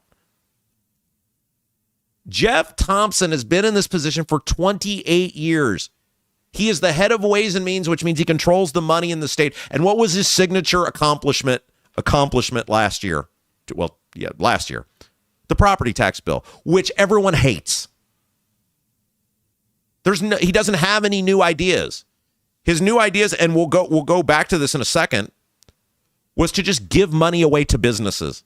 It was a gigantic, the property tax bill became, Michael Hicks has an article about this in the Star, and I don't think we're going to have time to get into it today. Maybe I'll do it tomorrow. It was just a gigantic giveaway to business that you're paying for. There's nothing. He has nothing new to offer. But yet, look at this. Look at this, man. Look at what this cost.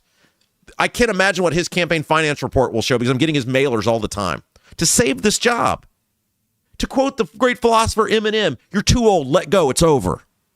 And I don't even know anything about the woman he's running against. But short of her being a rank and file member of the Communist Party, I'm going to vote for her. Sheila Zelinsky, I think is her name.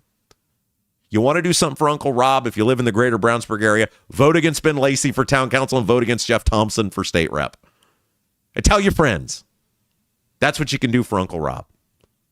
There's nothing here. But Jeff Thompson's a guy who, if you extract that position of representative from him, his life is meaningless.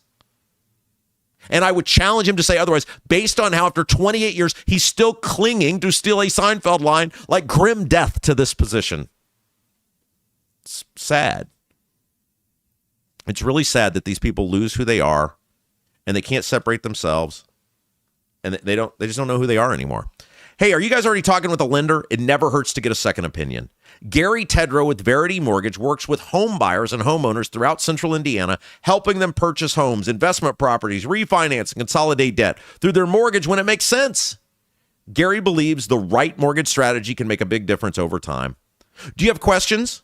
Not sure where to start? Visit loansbygary.homes to learn more.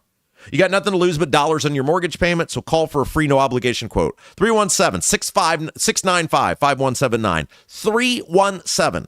317-695-5179. Gary Tedrow, in MLS, number 179207. With Verity Mortgage, in MLS, number 70345. An equal housing opportunity lender.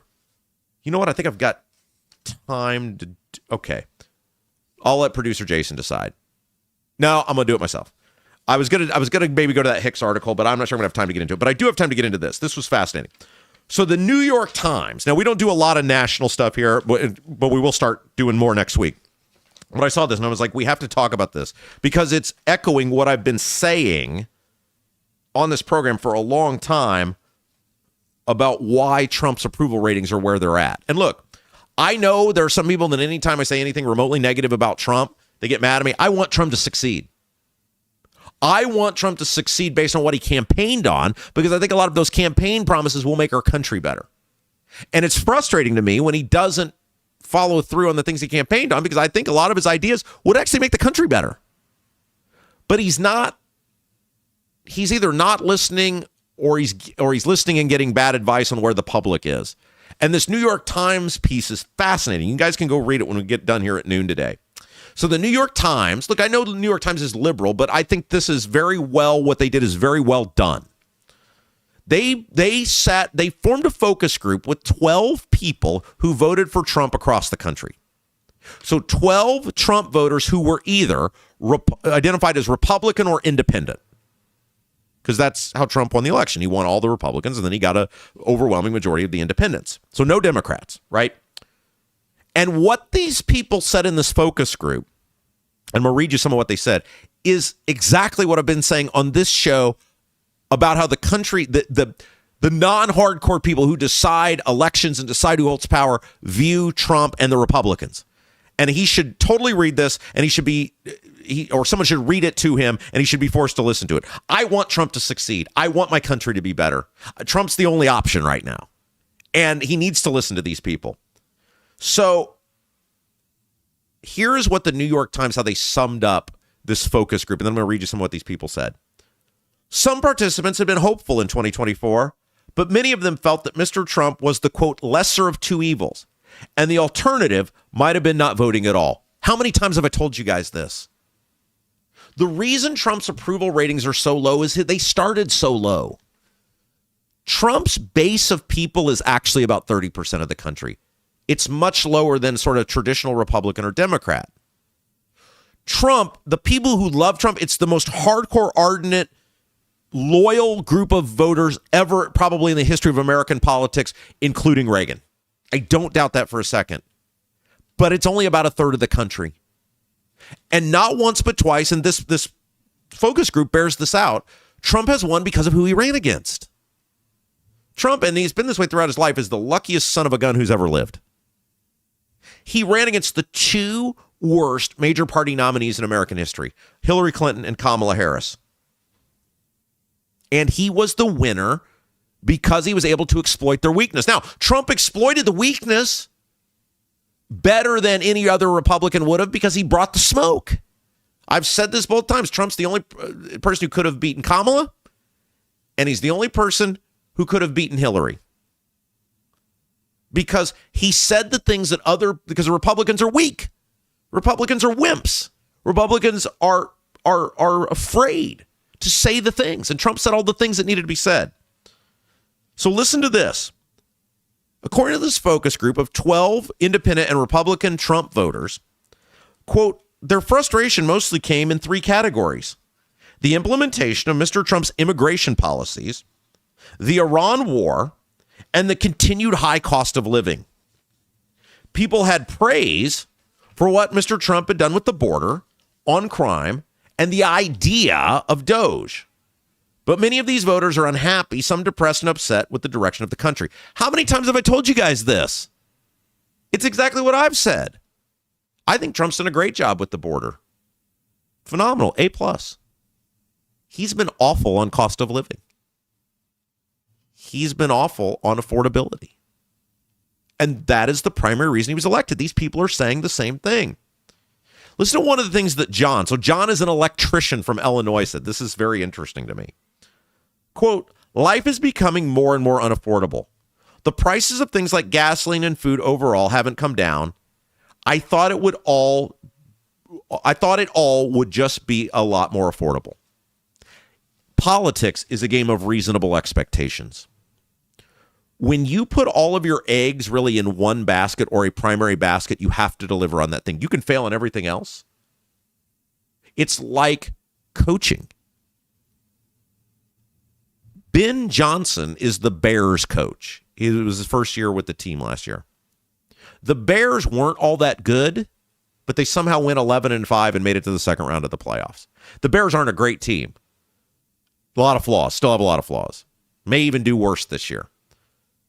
But because the Bears are a dumpster fire of a franchise, 11-5 was freaking awesome. We're doing cartwheels. We know the Bears stink, but make the guy mayor of Chicago.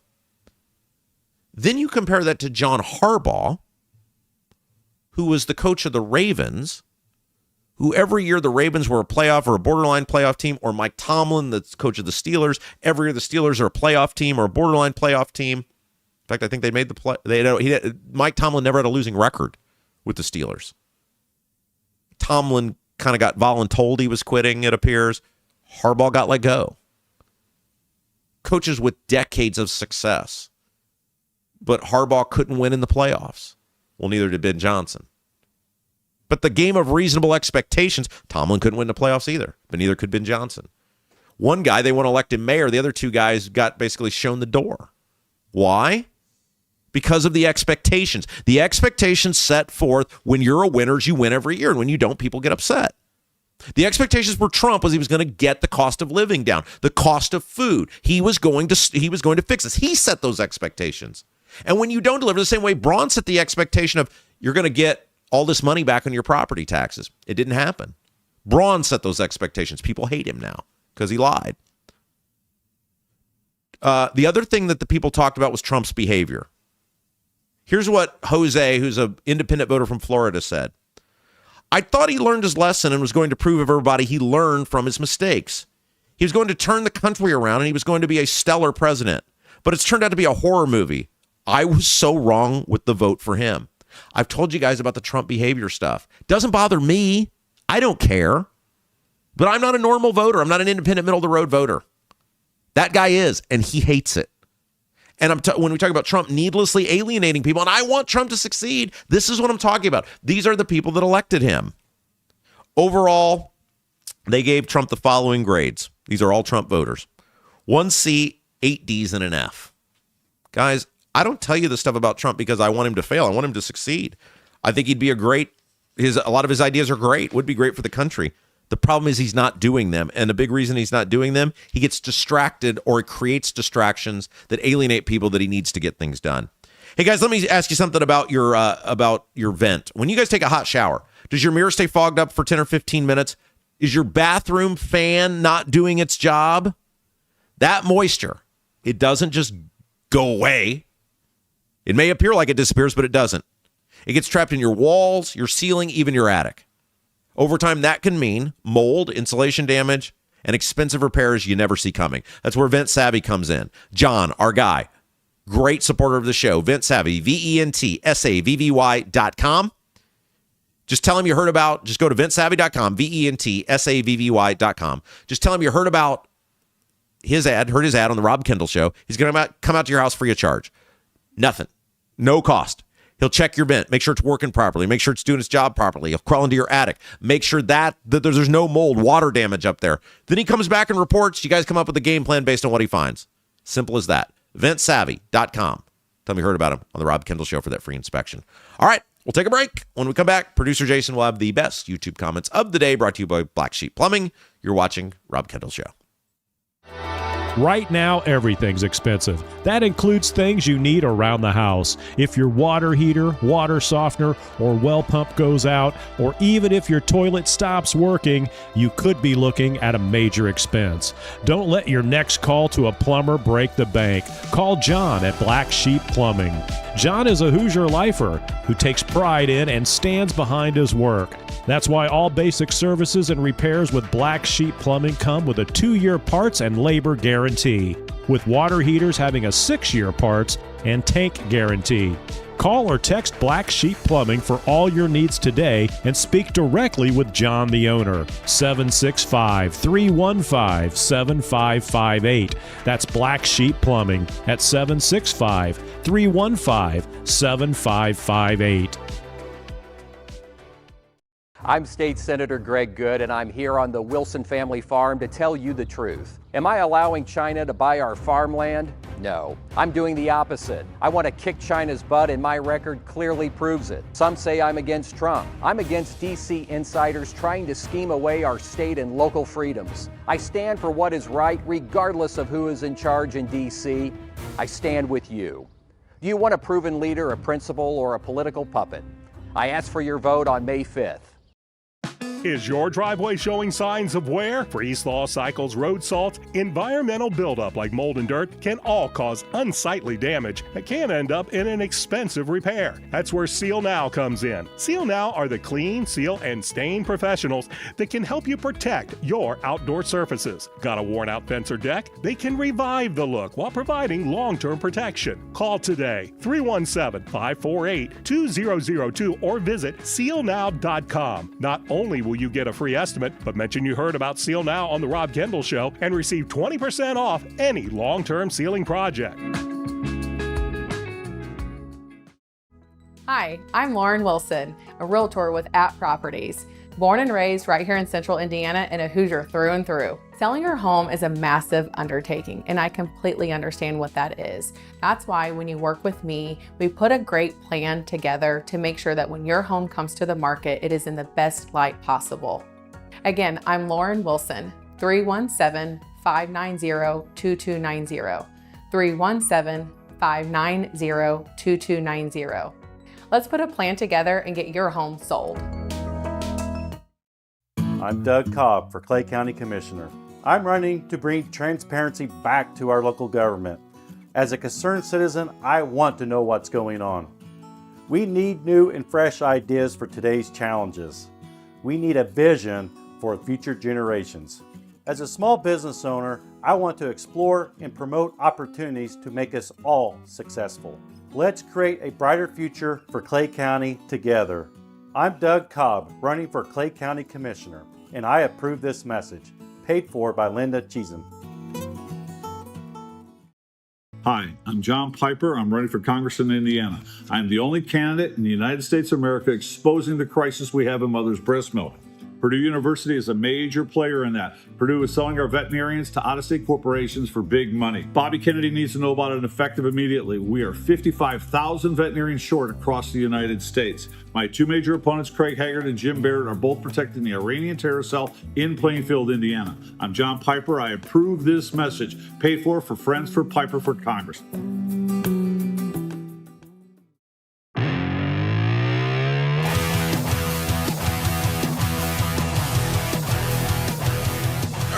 Welcome back, Rob Kendall Show. Just a moment, Jason will be with us for the best YouTube comments of the day, brought to you by Black Sheep Plumbing. But first, is your driveway showing signs of wear? Freeze-thaw cycles, road salts, environmental buildup like mold and dirt can all cause unsightly damage that can end up in expensive repair. That's where our guys from Seal Now come in. They do it all when it comes to concrete. But they're about more than just concrete. Decks, fences, pergolas, any exterior concrete or wood structure that needs clean, maintained, brought back to life, Seal Now are the guys. Call them today, 317-548-2002, 317-548-2002. Visit sealnow.com. Check out their work, sealnow.com. And when you're there, via phone call, via website, tell them you heard about it on the Rob Kendall Show. You get a free estimate for your project, so you know exactly what it's going to cost. And you're going to get 20% off any long-term sealing project. But you got to tell them you heard about them on the Rob Kendall Show, 317-548-2002, or visit sealnow.com. And with that, it's time. Yes, it's time. YouTube comments, best of the day. Producer Jason, hello. How we doing, Rob? Oh, I'm great. Great. Excellent. This chat brought to you, as always, by Black Sheep Plumbing. If your water heater, water softener, or well pump goes out, or even if your toilet stops working, you could be looking at a major expense. Don't let your next call to the plumber break the bank. Call John at Black Sheep Plumbing. Black Sheep Plumbing can do the job right at a fraction of the cost of the big guys. And Black Sheep Plumbing says thank you to all military, firefighters, and police officers with an American Heroes discount.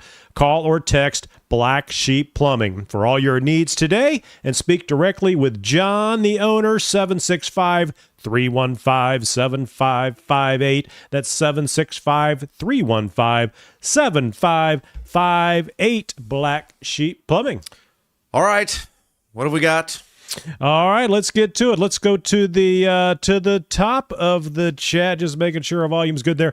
Carol, 1776. Good morning, all. Hope everyone came through the storms okay last night. I almost called you because it went through Brownsburg, and the tornado sirens went off. But then my wife is like, "Honey, why is there a siren?" I said, It's called a tornado siren, honey. She's And like, should we go to the bathroom? I said, nah, it'll be fine. But you, I mean, I was so. And then she said, shouldn't you call Jason and check on him? I'm concerned. Well, we turned on the TV, and they were directing. It had moved past us. I said, I looked at the map. I said, look, if it hadn't got us yet, it's not getting us now. But then I saw it. It was going right towards you, and they were like, Greenwood could be in the path of destruction. Said, let's go get producer Jason. All right. Now, yeah, we had a lot of wind line damage, or maybe a tornado. I don't know, but we had some trees over in the complex and the housing development, and I live down south of Stop 18 or whatever. So got kind of nasty in Greenwood last night. There we go. All right. Freddie Williams talking about the intro music. That's Rob playing the guitar. Yes. No, that is not Rob playing the guitar. That's Dean Klein. Dean Klein. We love Dean. Local guy Dean Klein playing that guitar. Thank you, Dean. Steve Green with an E. Good morning, everyone. Hope everyone came through the storms okay and you have power. Bring the heater, Rob. Let's go. Yeah, we didn't lose power, so that's that was nice. The 06010 board. 1 week until primary day. I can't wait to see what Cheesem sponsored ads are going to be there for us on the other side. Yeah, I got to call the judge. After primary, I'm going to see if the judge will come on with us. Yeah. Chris Ludy. Charles Ludy, my bad. Charles Ludy, good morning. Time to smash the like button. If you haven't hit that like button, do it now, please. Please. Guys, seriously, that like button, it helps us immensely. Please hit that little thumbs up button. YouTube loves their algorithm, and that like button means a lot to them. Courtney Hill. Hey, Rob, have you heard from Casey yet? No, and I showed Jason the last time I heard from Casey was February 3rd of this year, the day I was let go from WIBC. And again, to point out, the only reason you brought that up is because people ask you that all the time. Yes. Hey, Rob, you heard from Casey? No, nothing. I'm sure on a regular basis. No, and she doesn't have to contact me. That's fine. No. Yeah, that was not the reason he said it. He wasn't butthurt or anything. And I actually, when I first said it, and I didn't think it was going to be a big deal, I was actually praising Hammer and Nigel. Because I hear from them all the time. Was he upset? Is he hurt? Is he like? I don't think he really cares. Whitmer Mike Sell. John Rust is a great guy. Yes, he's supporting our third hour. Is he coming in? Oh, John Rust. I'm sorry. Yeah, John's been in. John's been in. We should have John in to thank Monday. Him. Yeah. We should. That would have been a good idea. The 0601 board back. When does the Brownsburg Arby's start running ads? That should totally be a meetup location. This show has screwed up my ability to go to Brownsburg Arby's every day. Because we got so much stuff to do. I used to enjoy. There's always time for Arby's. Yeah, but then I don't have an hour to spare.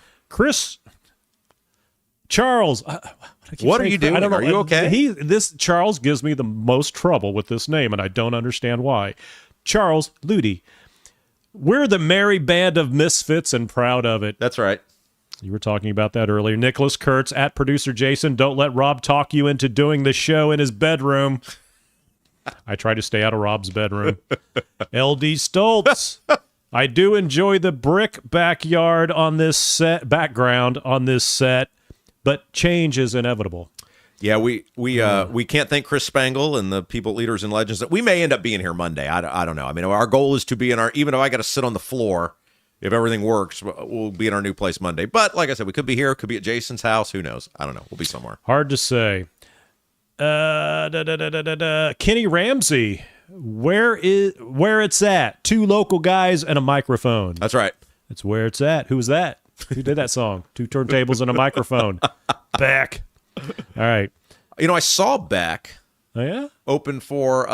and you couldn't answer that? It wasn't off the top of your head? U2. Well, no. I mean, like... U2. You saw U2? He was the opening act for U2 in 2017. U2 is probably one of the only major bands I haven't seen.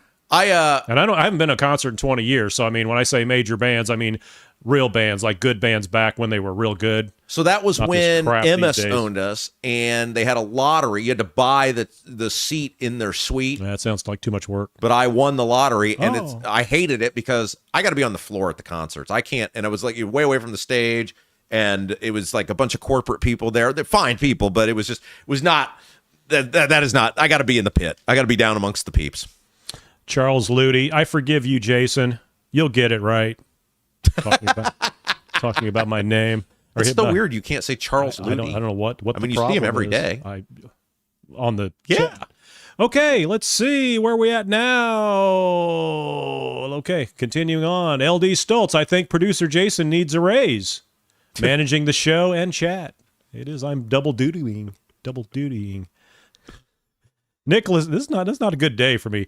Nicholas Kurtz at producer Jason needs a raise for dealing with Rob and on a daily basis. That's right. So apparently, maybe if I had a raise, I would talk better. I could speak, you got a lot of stuff to do. Could speak better. That's been my excuse for 8 weeks now. This is my thing, and it is totally nobody's fault. But once we get to the news place, we'll be able to spread things out a little bit more. I'll have a desk. We need to take a photo of my little cubby hole here before we leave, because I'm on a folding chair. And Jason's tall. In the corner, and every time somebody has to go pee, I have to stand up, fold my chair up, put it against the wall, open the door, let them out, let them back in. And we're totally grateful that we were allowed, because we would not be where we're at without being able to be here. It has been kind of fun, though. Yeah. It's been a good experience. I think our neighbors were ready for us to go. They're ready for Rob's I pay to be out of here. So we'll give them that relief here.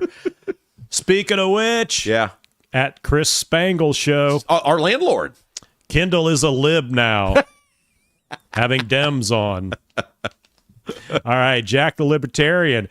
Everyone has not hit the like button. Come on, do it now. At the time, there were 217 people watching and only 112 likes. That's right, freeloaders. Indiana can do better, says Jack the Libertarian. Don't be a freeloader. Regular Jeff adds, you have to earn my vote, Jack. I don't just turn the YouTube on and hit the like button. Hopefully Rob has earned your like, regular Jeff. Rick La Follette. Rob, you're uncharacteristically naive about data centers. Government control of us is their true purpose. Government needs that data to keep us in line.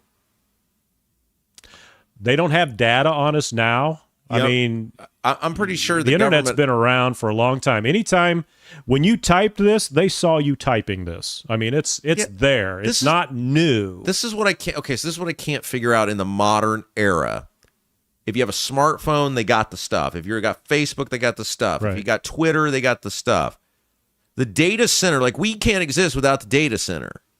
Like, you can. You just don't use your phone. Don't use that's what I'm saying. YouTube. Like this. And the thing is, all of this stuff is free. It's a free platform when you're on. And I'm not disagreeing with anybody, but data centers are bad. Okay, data centers are bad. And I don't want one in my backyard. I don't want one in my town. And I understand that. But my concern is they're using the resources that I have to pay for. That's what I don't like. If you want to put a data center somewhere, when you drive down the road, you've got the flock cameras, you've got all this stuff. You agree to that when you get a driver's license. When you sign up for Facebook, nobody reads but you're agreeing to all that. And it's like those people that put up those posts, Facebook is not allowed to use my personal information based on that. That's silly. It's like, do you really believe that? That's not a thing. And here's the other thing. Look, YouTube, Apple, Spotify, they're not soup kitchens. They're not charities. They're allowing us to bring you this program for free. They have to make money off of it somehow. What do they do? They acquire data. They acquire information that they then use to make money, right? Like, I mean, that's like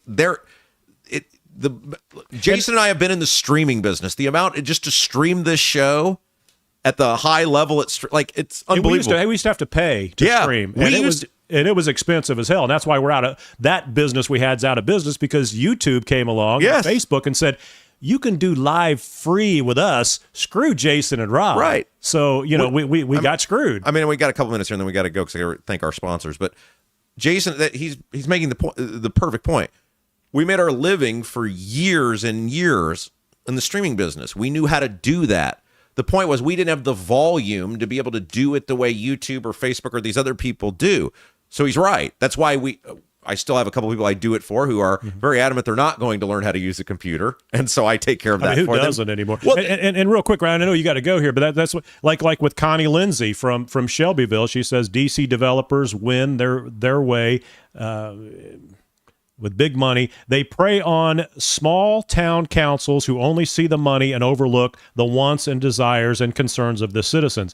All that is correct. And Lucas Notorious, Regular Jeff, Rick LaFollette, Steve Green with an E, Mad Duck, they're all against the data centers. And I agree with all of you guys, but my argument isn't because of the data on me that they're holding. They've got my social security number. They know what I do when I start typing on Facebook and stuff, because that's the agreement I made with them by allowing me to use Facebook. So that's on me, not on them.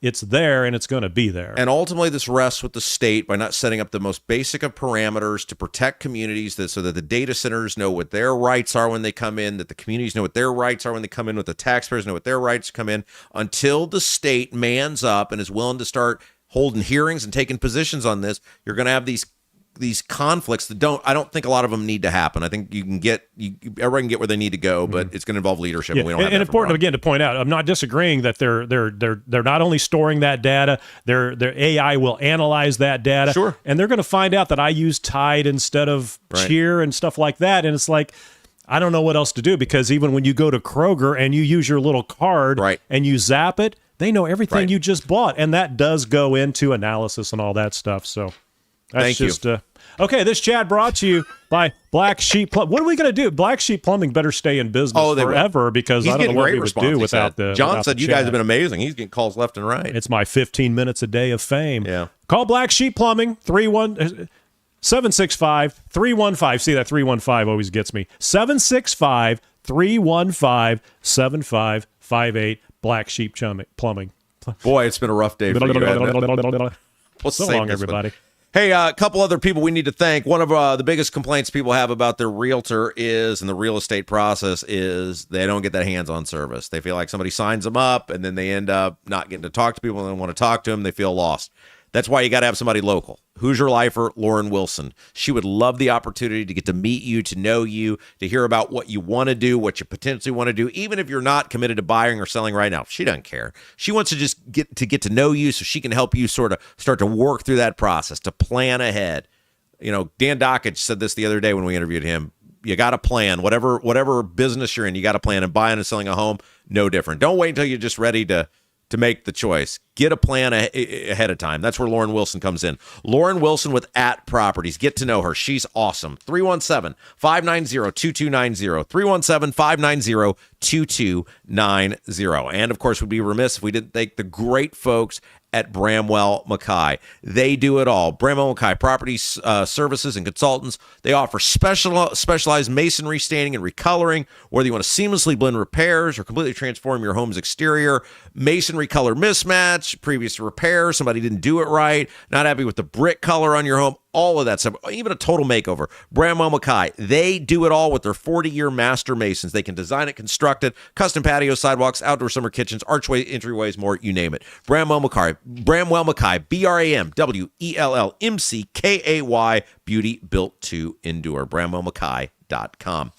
All right, guys, we got a big show coming up for you tomorrow. Adam Wren from Politico is going to be with us. He's got two fascinating articles. One, he went around with some of these people running for state senate. Like, he spent the day with them, including the incumbents, and he wrote an article about it, which is amazing. What are these people finding here in Indiana when they're going to the doors, knocking, talking with folks? How are these very contested races over redistricting going to go? Plus, he's got an interesting expose on Bo Bai, and obviously we just interviewed Bo. I'm going to see what Adam thinks. He's interviewed a lot of these high-profile politicians, national figures over the years. He can see through the BS. We'll see what he has to say. So we will look forward to talking to you tomorrow. Hit that thumbs up button before you go. For producer Jason, I'm Rob Kendall. You've been watching Rob Kendall Show.